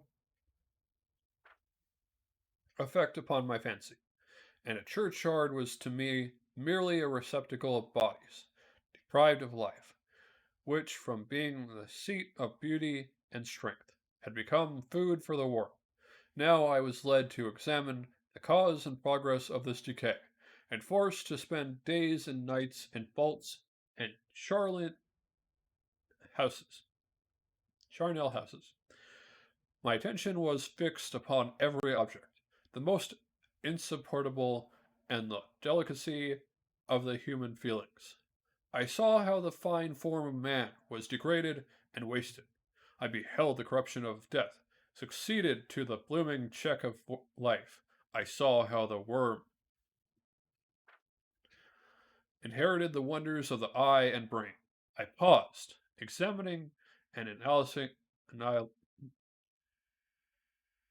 analyzing all the minute of causation, as exemplified in the change from life to death, and death to life, until from the midst of this darkness a sudden light broke upon me, a light so brilliant and wondrous, yet so simple that while I became dizzy with the immensity of the prospect what, which it illustrated, I was surprised that among so many men of genius who had directed their inquiries towards the same science, that I alone should be reserved to discover so astonishing a secret. Remember, I am not recording this the vision of a madman. The sun does not more certainly shine in heaven that than that which I now affirm is true. Some miracle might have produced it, yet the stages of the discovery were distinct and probable. After days and nights of incredible labor and fatigue, I succeeded in discovering the cause of generation and life. Nay, more, I became more capable of bestowing animation upon lifeless matter. The astonishment which I had at first experienced on this discovery soon gave place to delight and rapture. After so much time spent in painful labor, to arrive at once at the summit of my desires was the most gratifying summation of my toils. But this discovery was so great and overwhelming that all the steps by which I had been progressively led to it were obliterated, and I beheld only the result. What had been the study and desire of the wisest men since the creation of the world was now within my grasp. Not that I not that, like a magic sense, it all opened upon me at once.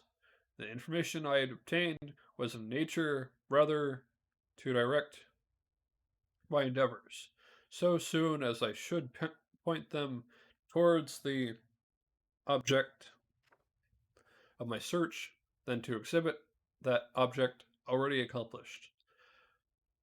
I was like the Arabian who had been buried with the dead, and found the passage of life, aired only by one glimmering and seemingly ineffectual light.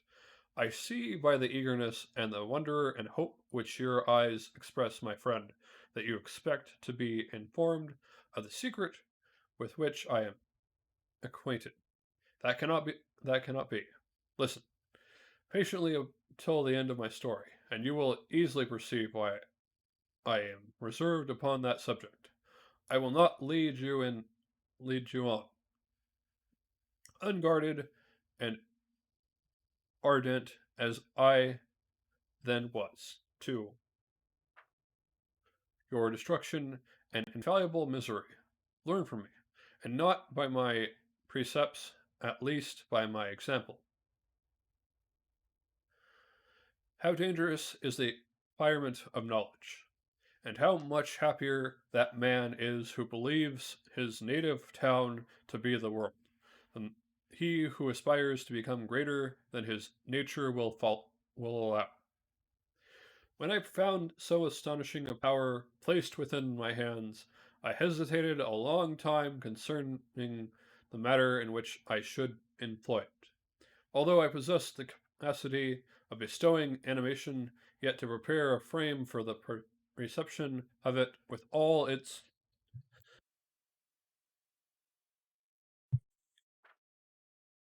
intricacies of fibres, muscles, and veins, still remained a work of inconceivable difficulty and labor. I doubted at first whether I should attempt the creation of being like myself, or one of simpler organization, but my imagination was too much exalted by my first success to permit me to doubt of my ability to give life to an animal as complex and wonderful as man. The materials present within my command hardly appeared adequate to so arduous an undertaking. But I doubted not that I should ultimately succeed.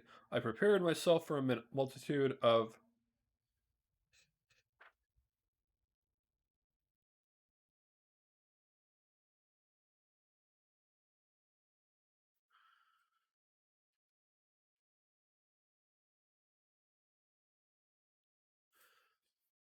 reverses.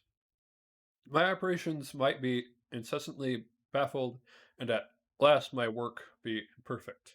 Yet, when I considered the improvement which every day takes place in science and mechanics, I was encouraged to hope my present attempts would at least lay the foundation of future success.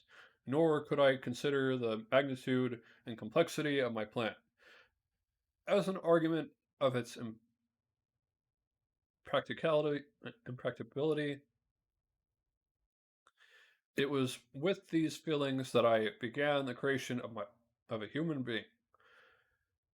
As the minuteness of the parts formed a great hindrance to my speed, I resolved, contrary to my first intention, to make the being of gigantic stature, that is to say, about 8 feet in height, and proportionally large. After having formed this determination, and having spent some months in successfully collecting and arranging my materials, I began.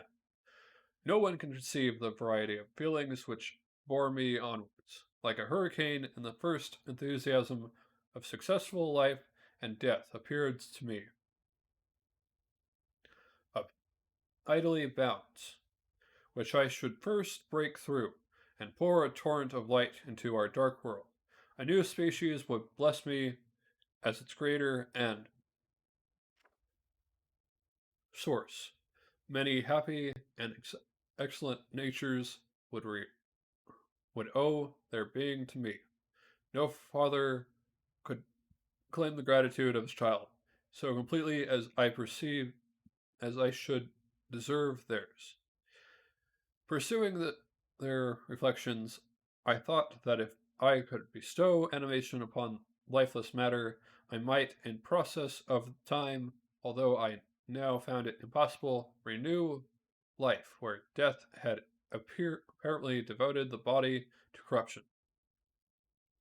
These thoughts supported my spirits, while I pursued my undertaking with unremitting ardor. My cheek had grown pale with study, and my person had become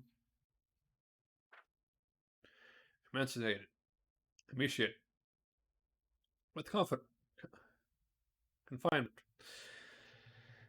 Sometime on the very brink of certainty, I failed. Yet still I clung to the hope which the next day or the next hour might realize. One secret which I alone possessed was the hope to which I had dedicated myself, and the moon gazed on my midnight labors. While with unrelaxing and breathless eagerness I pursued nature to her hiding places, whom shall conceive the horrors of my secret toil, as I dabbled among the unhallowed damps of the grave, and tortured the living animal to animate the lifeless clay. My limbs now tremble, and my eyes swim with the remembrance, but then a resistless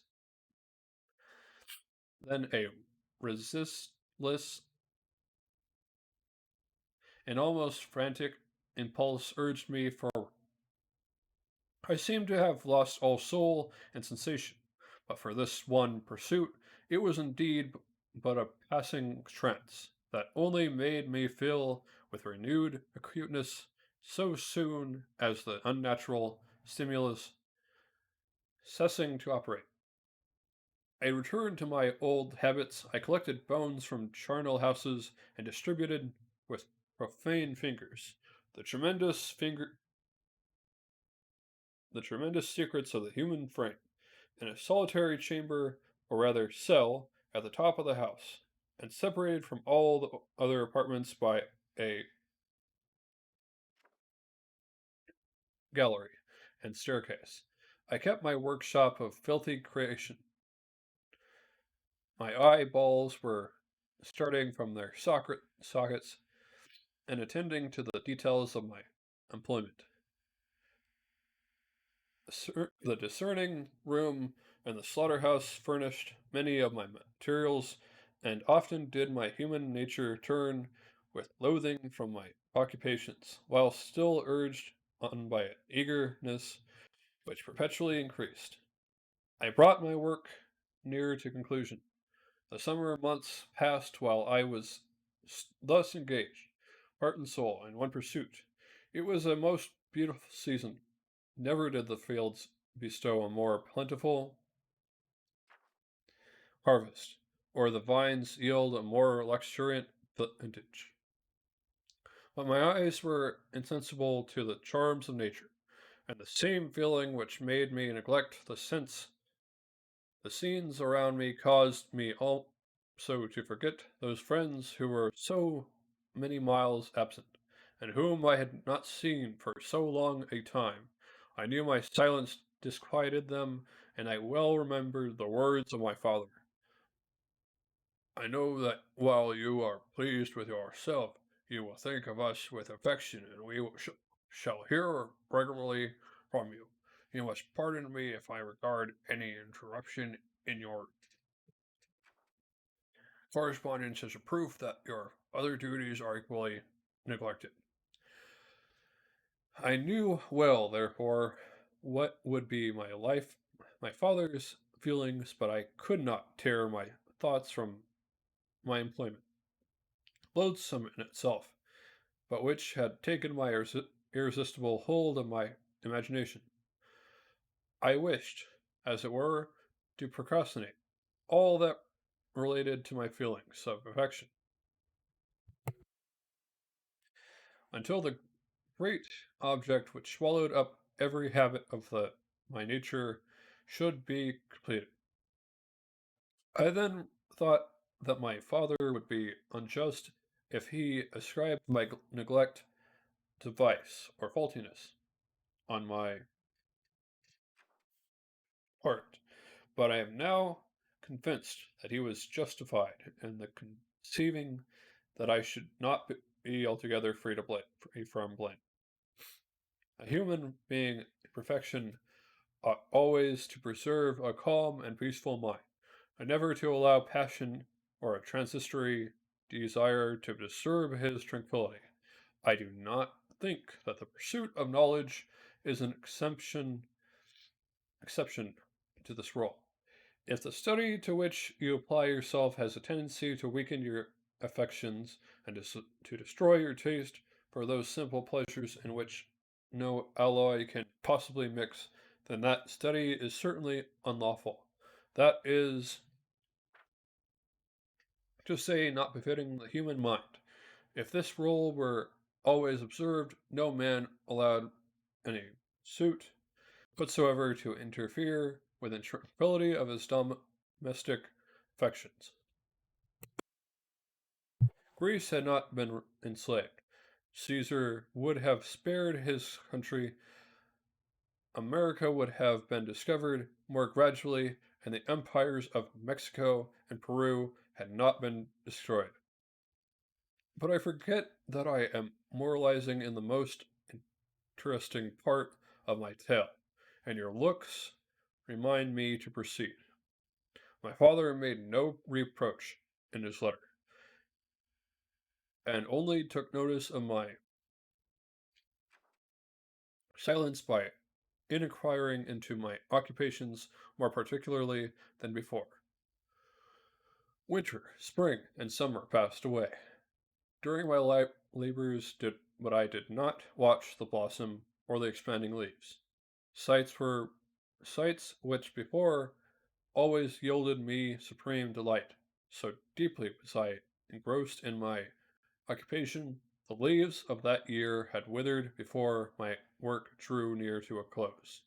And now every day showed me more plainly how well I had succeeded, but my enthusiasm was checked by my anxiety, and I appeared rather like one doomed by slavery to toil in the mines, or any other unwholesome trade, than an artist occupied by his favorite employment. Every night I was oppressed by a slow fever, and I became nervous to a most painful degree. The fall of a leaf startled me, and I shunned my fellow creatures as if I had guilt, been guilty of a crime. Sometimes I grew alarmed at the wreck I perceived that I had become. The energy of my purpose alone sustained me. Any labors would soon end, and I believed that exercise and amusement would then drive away incipient disease, and I promised myself both of these when my creation should be complete.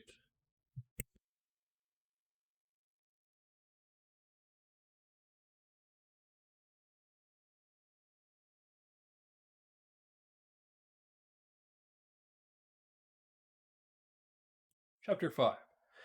It was on a dreary night of November that I beheld the accomplishment of my toils, with an anxiety that almost amounted to agony.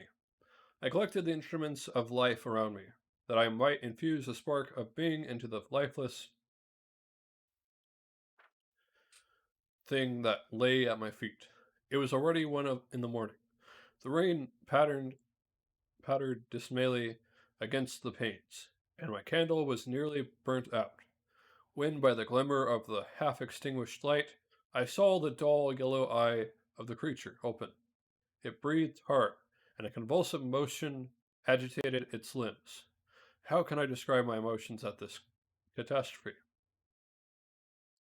Or how delinquent, delineate the wretch whom with such infinite pains and care I had endeavored to form? His limbs were in proportion, and I had selected his features as beautiful, beautiful. Great God, his yellow skin scarcely covered the work of muscles and arteries beneath. His hair was of lustrous black, and flowing his teeth of a pearly whiteness. But these luxuriances only formed a more horrid contrast with his watery eyes, that seemed almost of the same color as the dun white sockets in which they were set. His chivalrous complexion and straight back black lips. The different accidents of life are not so changeable as the feelings of human nature. I had worked hard for nearly 2 years for the sole purpose of infusing life into an inanimate body. For this, I had deprived myself of rest and health. I desired it with an ardor that far exceeded moderation. But now that I had finished, the beauty of the dream vanished. The breathless horror and disgust filled my heart. Unable to endure the aspect of the being I had created, I rushed out of the room, and continued a long time traversing my bedchamber, unable to compose my mind to sleep. At length, lassitude succeeded to the tumult I had before endured, and I threw myself on the bed in my clothes, endeavoring to seek a few moments of forgetfulness, but it was in vain. I slept, indeed, but I was disturbed by the wildest dreams. I thought I saw Elizabeth in the bloom of health, walking in the street of Ingleston. Delighted and surprised, I embraced her, but as I imprinted the first kiss on her lips, they became livid with the hue of death. Her features appeared to change, and I thought that I held the corpse of my dead mother in my arms. A shroud enveloped her form, and I saw the grave worms crawling in the form of the funnel, folds of the funnel. I started from my sleep with horror. A cold dew covered my forehead. My teeth clattered, and my teeth chattered, and every limb became convulsed, when by the dim and yellow light of the moon, as it forced its way through the window shutters, I beheld the wretch, the miserable monster whom I had created. He held up the curtain of the bed, and his eyes, if eyes they may be called, were fixed on me. His jaws opened, and he muttered some inarticulate sounds, while a grin wrinkled his cheeks. He might have spoken, but I did not hear. One hand was stretched out, seemingly to detain me, but in caps escaped and rushed downstairs. I took refuge in the courtyard belonging to the house which I inhabited, where I remained during the rest of the night, walking up and down in the greatest agitation, listening attentively, catching the fearing each sound as if it were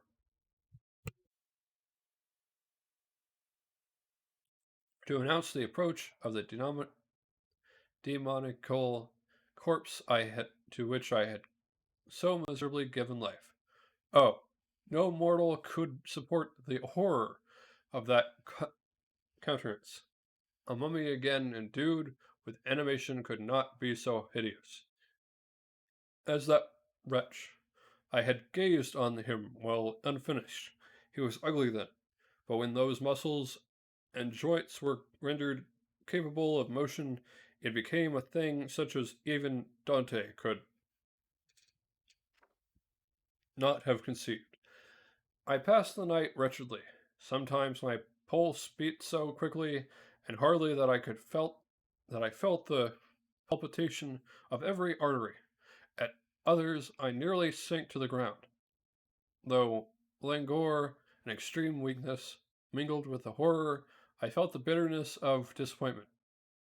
Dreams that had been my food and pleasant rest for so long a space were now become a hell to me, and the changes were so rapid, the overthrow so complete, morning to smell and wet, at length dawned and discovered to my sleepiness and aching eyes the church of Langelston, its white steeple and clock which indicated the 6th hour. The porter opened the gates of the court, which had that might that night been my asylum, and I issued into the streets, pacing them with quick steps, as if I sought to avoid the wretch whom I feared every turning of the street would present to my view. I did not dare return to the apartment which I inhabited, but felt impelled to hurry on. Although drenched by the rain which poured from a black and comfortless sky, I continued walking in this manner for some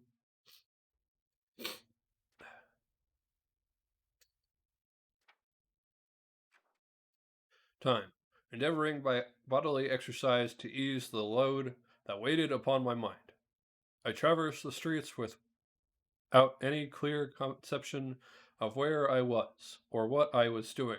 My heart palpitated in the sickness of fear, and I hurried on with irregular steps, not daring to look about me, like one who on a lonely road doth walk in fear and dread, and having once turned around, walks on, and turns no more his head, because he knows a frightful friend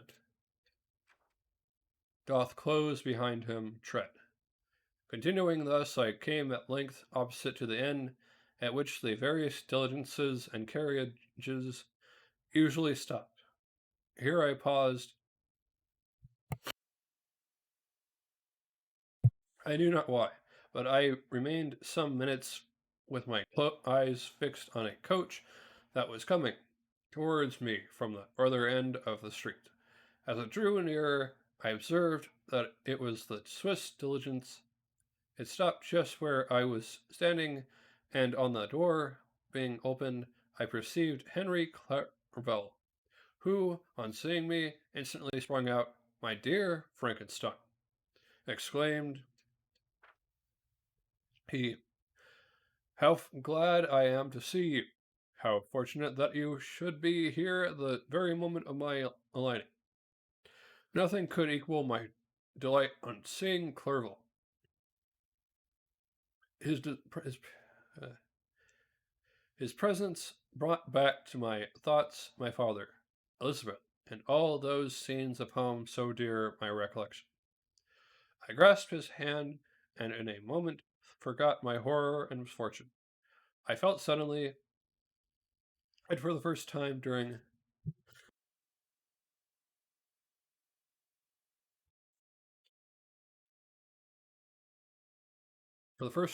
many months, calm and serene. Joy, I welcomed my friend, therefore, in the most cordial manner, and we walked towards my college. Clerval continued, talking for some time about our mutual friends and his own good fortune, and being permitted to come to Ingleston. You may easily believe, said he, how great was the difficulty to persuade my father that all necessary knowledge was not comprised in the noble art of bookkeeping, and indeed, I believe, I left him incredulous to the last. For my constant answers to my unwearied entreaties was the same as that of the Dutch schoolmaster in the Viceroy of Wakefield. I have 10,000 florins a year without Greek. I eat heartily without Greek, but his affection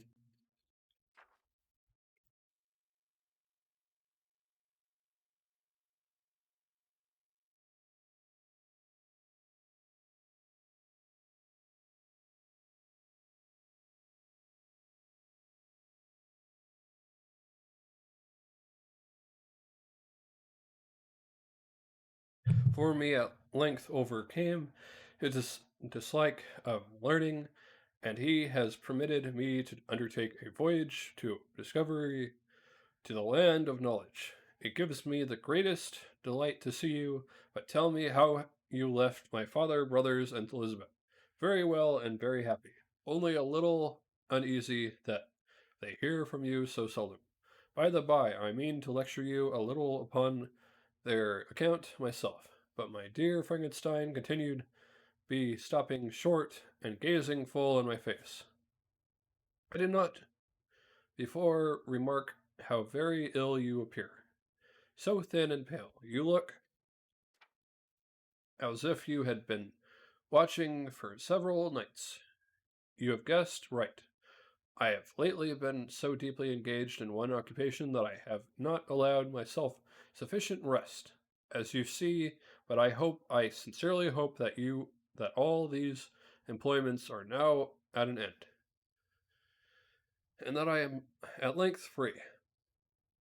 I trembled excessively to not I could not endure to think of, and far less to allude to, the occurrences of the preceding night. I walked with a quick pace, and we soon arrived at my college. I then reflected, and the thought made me shiver, that the creature whom I had left in my apartment might still be there, alive and walking about. I dreaded to behold the monster, but I feared still more that Henry should see him. Entreating him, therefore, to remain a few minutes at the bottom of the stairs, I darted up towards my own room. My hand was already on the lock of the door. Before I recollected myself, I then paused, and a cold shivering came over me. I threw the door forcibly open, as children are accustomed to do when they expect a spectre to stand in waiting for them on the other side. But nothing appeared. I stepped fearfully in, and the apartment was empty, and my bedroom was also freed from its hideous guest. I could hardly believe that so great a good fortune could have befallen me, but when I became assured that my enemy had indeed fled, I clapped my hands for joy, and ran down to Clerval. We ascended into my room, and the servant presently brought breakfast, and I was unable to contain myself. It was not joy only that possessed me. I felt my flesh tingle with excess of sensitiveness, and my pulse beat rapidly. I was unable to remain for a single instant in the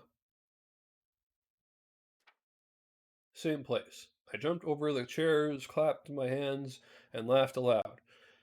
Clerval at first attributed my unusual spirits to joy on his arrival, but when he observed me more attentively, he saw wildness in my eyes, for which he could not account, and my loud, unrestrained, heartless laughter frightened him and astonished him. "My dear Victor," cried he, "what for God's sake is the matter? Do not laugh in that manner. How ill you are! What is the cause of all this?" "Do not ask me," cried I, putting my hands before my eyes, for I thought I saw the dreadful spectre glide into the room. He can tell me. He can tell. Oh, save me, save me. I imagined that the monster seized me. I struggled furiously and fell down in a fit. Poor Clerval! What must have been his feelings? A meeting which he anticipated with such joy so strangely turned to bitterness. But I was not the witness of his grief, for I was lifeless, and did not recover my senses for a long, long time. This was the commencement of a nervous fever, which confined me for several months. During all that time, Henry was my only nurse. I afterwards learned that, knowing my father's advanced age and unfitness for so long a journey, and how wretched my sickness would make Elizabeth, he spared them this grief by concealing the extent of my disorder. He knew that I could not have a more kind and attentive nurse than himself, and firm in the hope he felt of my recovery, he did not doubt that instead of doing harm, he performed the kindest action that he could towards them. But I was in reality very ill, and surely nothing but the unbound and unremitting attentions of my friend could have restored me to life. The form of the monster on whom I had bestowed subsistence was forever before my eyes, and I raved incessantly concerning him. Doubtless my words surprised Henry, but at first believed them to be the wanderings of my disturbed imagination. But the pertinency with which I continued recurring to the same subject persuaded him that my disorder indeed owed its origin to some uncommon and terrible event.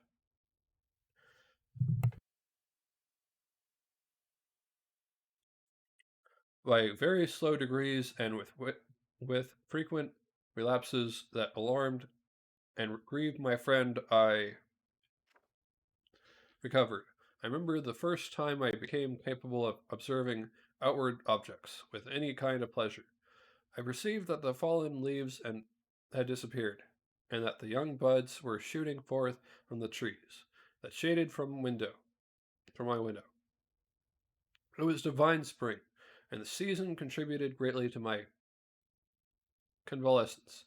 I felt also sentiments of joy and affection revive in my bosom. My gloom disappeared, and in a short time I became as cheerful as before. I was attacked by the fatal passion. "Dearest Claire," exclaimed I, "how kind, how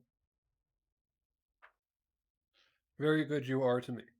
This whole winter, instead of being spent in study, as you promised yourself, has been consumed in the sick room.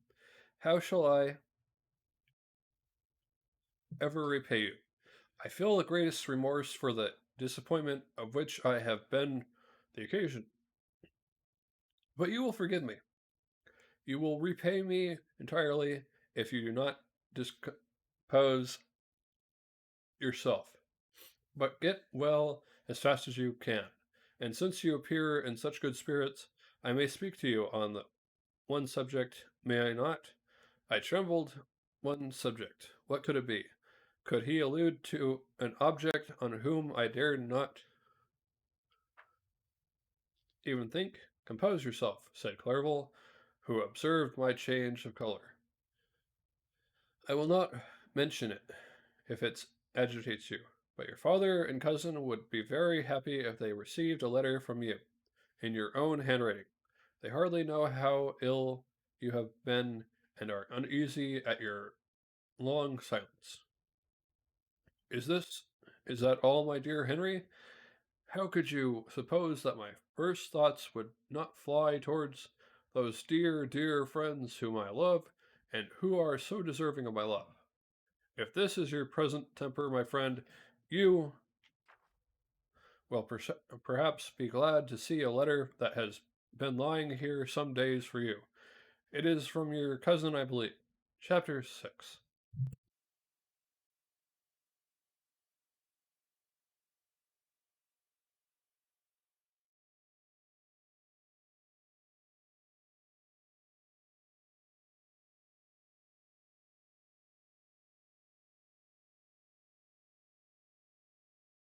Clerval then put the following letter into my hands. It was from my own Elizabeth. My dearest cousin, you have been ill, very ill, and even the constant letters of dear kind Henry are not sufficient to reassure me on your account. You are forbidden to write to hold a pen, yet one word from you, dear Victor, is necessary to calm our apprehensions. For a long time I thought that each post would bring this line, and my persuasions have retained my uncle from undertaking a journey to Ingolstadt. I have prevented this encounter, the inconveniences and perhaps dangers of so long a journey, yet how often have I regretted not being able to perform it myself. I figure to myself that the task of attending on your sick bed has devolved on some mercenary old nurse, who could never guess your wishes nor minister to them with the care and affection your poor cousin, yet that is over now. Clerval writes that indeed you are getting better. I eagerly hope that you will confirm this intelligence soon in your own handwriting. Get well and return to us. You will find a happy, cheerful home and friends who love you dearly. Your father's health is vigorous, and he asks but to see you, but to be assured that you are well, and not a care will ever cloud his benevolent countenance. How pleased you would be to remark the improvement of our Ernest. He is now 16 and full of activity and spirit. He is desirous to be a true Swiss, and to enter into foreign service, but we cannot part with him, at least until his elder brother return to us. My uncle is not pleased with the idea of a military career in a distant country, but Ernest never had your powers of application. He looks upon study as an odious fetter. His time is spent in the open air, climbing the hills or rowing on the lake. I fear that he will become an idler unless we yield the point, permit him to enter on the profession that he has selected. Little alterations, except the growth of our dear children, has taken place since you left us. The blue lake and snow-clad mountains, they never change, and I think our placid home and our contented hearts are regulated by the same immutable laws my traveling occupations take up. my time and amuse me, and I am rewarded for any exertions by seeing none but happy, kind faces around me. Since you left us, but one change has taken place in our little household. Do you remember on what occasion Justine Moritz entered our family? Probably you do not. I will relate her history, therefore, in a few words. Madame Moritz, her mother, was a widow with 4 children, of whom Justine was the third. This girl had always been the favorite of her father, but although a strange perversity, her mother could not endure her, and after the death of M. Moritz treated her very ill. My aunt observed this, and when Justine was 12 years of age, prevailed on her mother to allow her to live at her house. The Republican institutions of our country have produced simpler and happier manner than those which prevail in the great monarchies that surround it. Hence, there is less distinction between the several classes of its inhabitants and the lower orders. Being neither so poor nor so despised, their manners are more refined and moral. A servant in Geneva does not mean the same thing as a servant in France and England. Justine, thus received in our family, learned the duties of a servant, a condition which in our fortune country does not include the ideas of ignorance, and a sacrifice of the dignity of a human being. Justine, you may remember, was a great favorite of yours, and I recollect you once remarked that if you were in an ill humor, one glance from Justine could dissipate it. For the same reason that Earl Stowe gives concerning the beauty of Angelica, she looked so frank hearted and happy, my aunt conceived a great attachment for her, by which she was induced to give her education superior to that which she had at first intended. This benefit was fully repaid. Justine was the most grateful little creature in the world. I do not mean that she made any professions. I never heard one pass her lips, but you could see by her eyes that she almost adopted her protectress. Although her disposition was gay, and in many respects inconsiderate, yet she paid the greatest attention to every gesture of my aunt. She thought her the model of all excellence and endeavored to imitate her fair phraseology and manners, so that even now she often reminds me of her. When my dearest aunt died, every one was too much occupied in their own grief to notice poor Justine, who had attended her during her illness with the most anxious affections. Poor Justine was very ill, but other trials were reserved for her. One by one, her brothers and sister died, and her mother, with the exception of her neglected daughter, was left childless. The conscience of the woman was troubled, but she began to think that the depths of her favoritism was a judgment from heaven. She chastised her partially. She was a Roman Catholic, and I believe her confessor confirmed the idea that she had conceived. Accordingly, a few months after your departure for Ingolstadt, Justine was called home by her represent mother.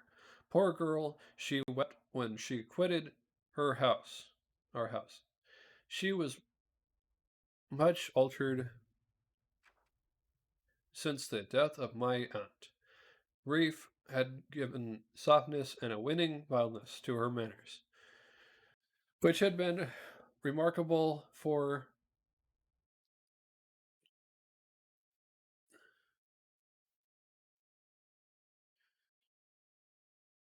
vivacity.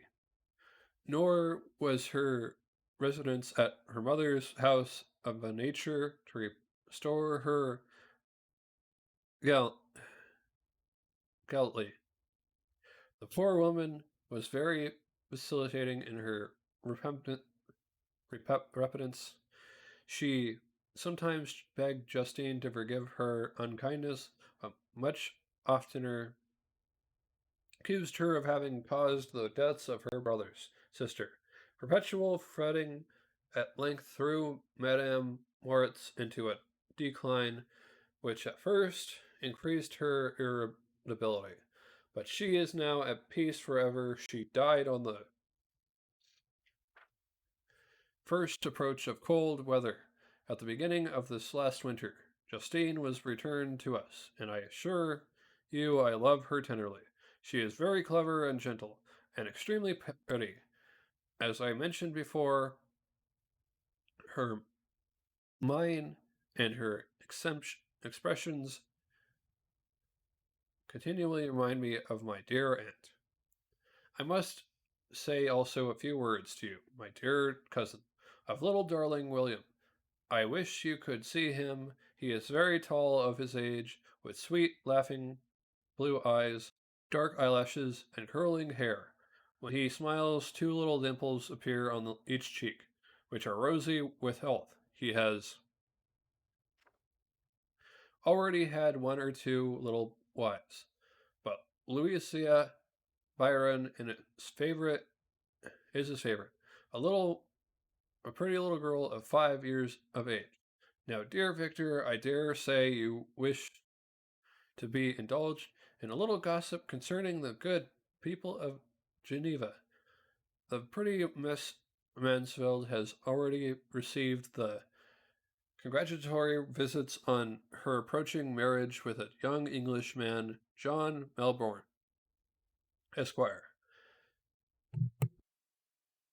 Her ugly sister, Manon, believed M. Dulliard, the rich banker. Last autumn, your favorite schoolfellow, Louis Manor, had cuffed several misfortunates since the departure of Clevel from Geneva, but he has already recovered his spirits and is reported to be on the point of marrying a very lively, pretty French woman, Madame Tavernier, who she is a widow and much older than Manor. She, but she is very much admired and a favorite with everybody. I have written myself into better spirits, dear cousin, but my anxiety returns upon me. As I conclude, write, dearest Victor, one line, one word will be a blessing to us. 10,000 thanks to Henry for his kindness, his affection, and his many letters. We are sincerely grateful. Adieu. My cousin, take care of yourself, and I entreat you, write. Elizabeth Lavenzia. Geneva, March 18th, 17th. Dear, dear Elizabeth, I claim when I had read her letter, I will write instantly, and I relieve them from the anxiety they must feel. I wrote, and this exertion greatly fatigued me, but my consolences had commended and proceeded regularly. In another fortnight, I was able to leave my chamber. One of my first duties on my recovery was to introduce Cleverell to the several professors of the university. In doing this, I underwent a kind of rough usage, all befitting the wounds that my mind has sustained. Ever since the fatal night, the end of my labors, and the beginning of my misfortunes, I had conceived a violent antipathy, even to the name of natural philosophy. When I was otherwise quite restored to health, the sight of a chemical instrument would renew all the agony of my nervous symptoms. Henry saw this and had removed all my apparatus from my view.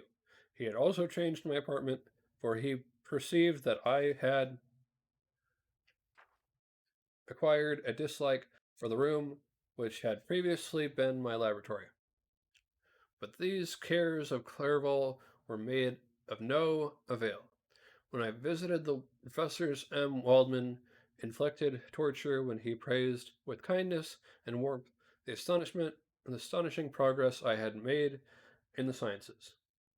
He soon perceived that I disliked the subject, but not guessing the real cause, he attributed my feelings to modesty, and changed the subject from my improvement to the science itself, with a desire, I evidently saw, of drawing me out. What could I do? He meant to please, and he tormented me. I felt.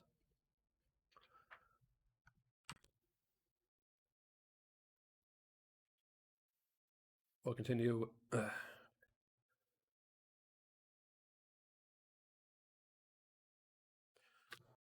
That's a very interesting book so far. Uh, could you imagine if there was ever a story where Could you imagine if there was ever a story where someone created a scientific being and was scared of it? We'll be right back. I'm gonna go ahead and uh start up a different thing. We'll be right back. I'm gonna check on the dog, and but I will be back with another game. Be right back.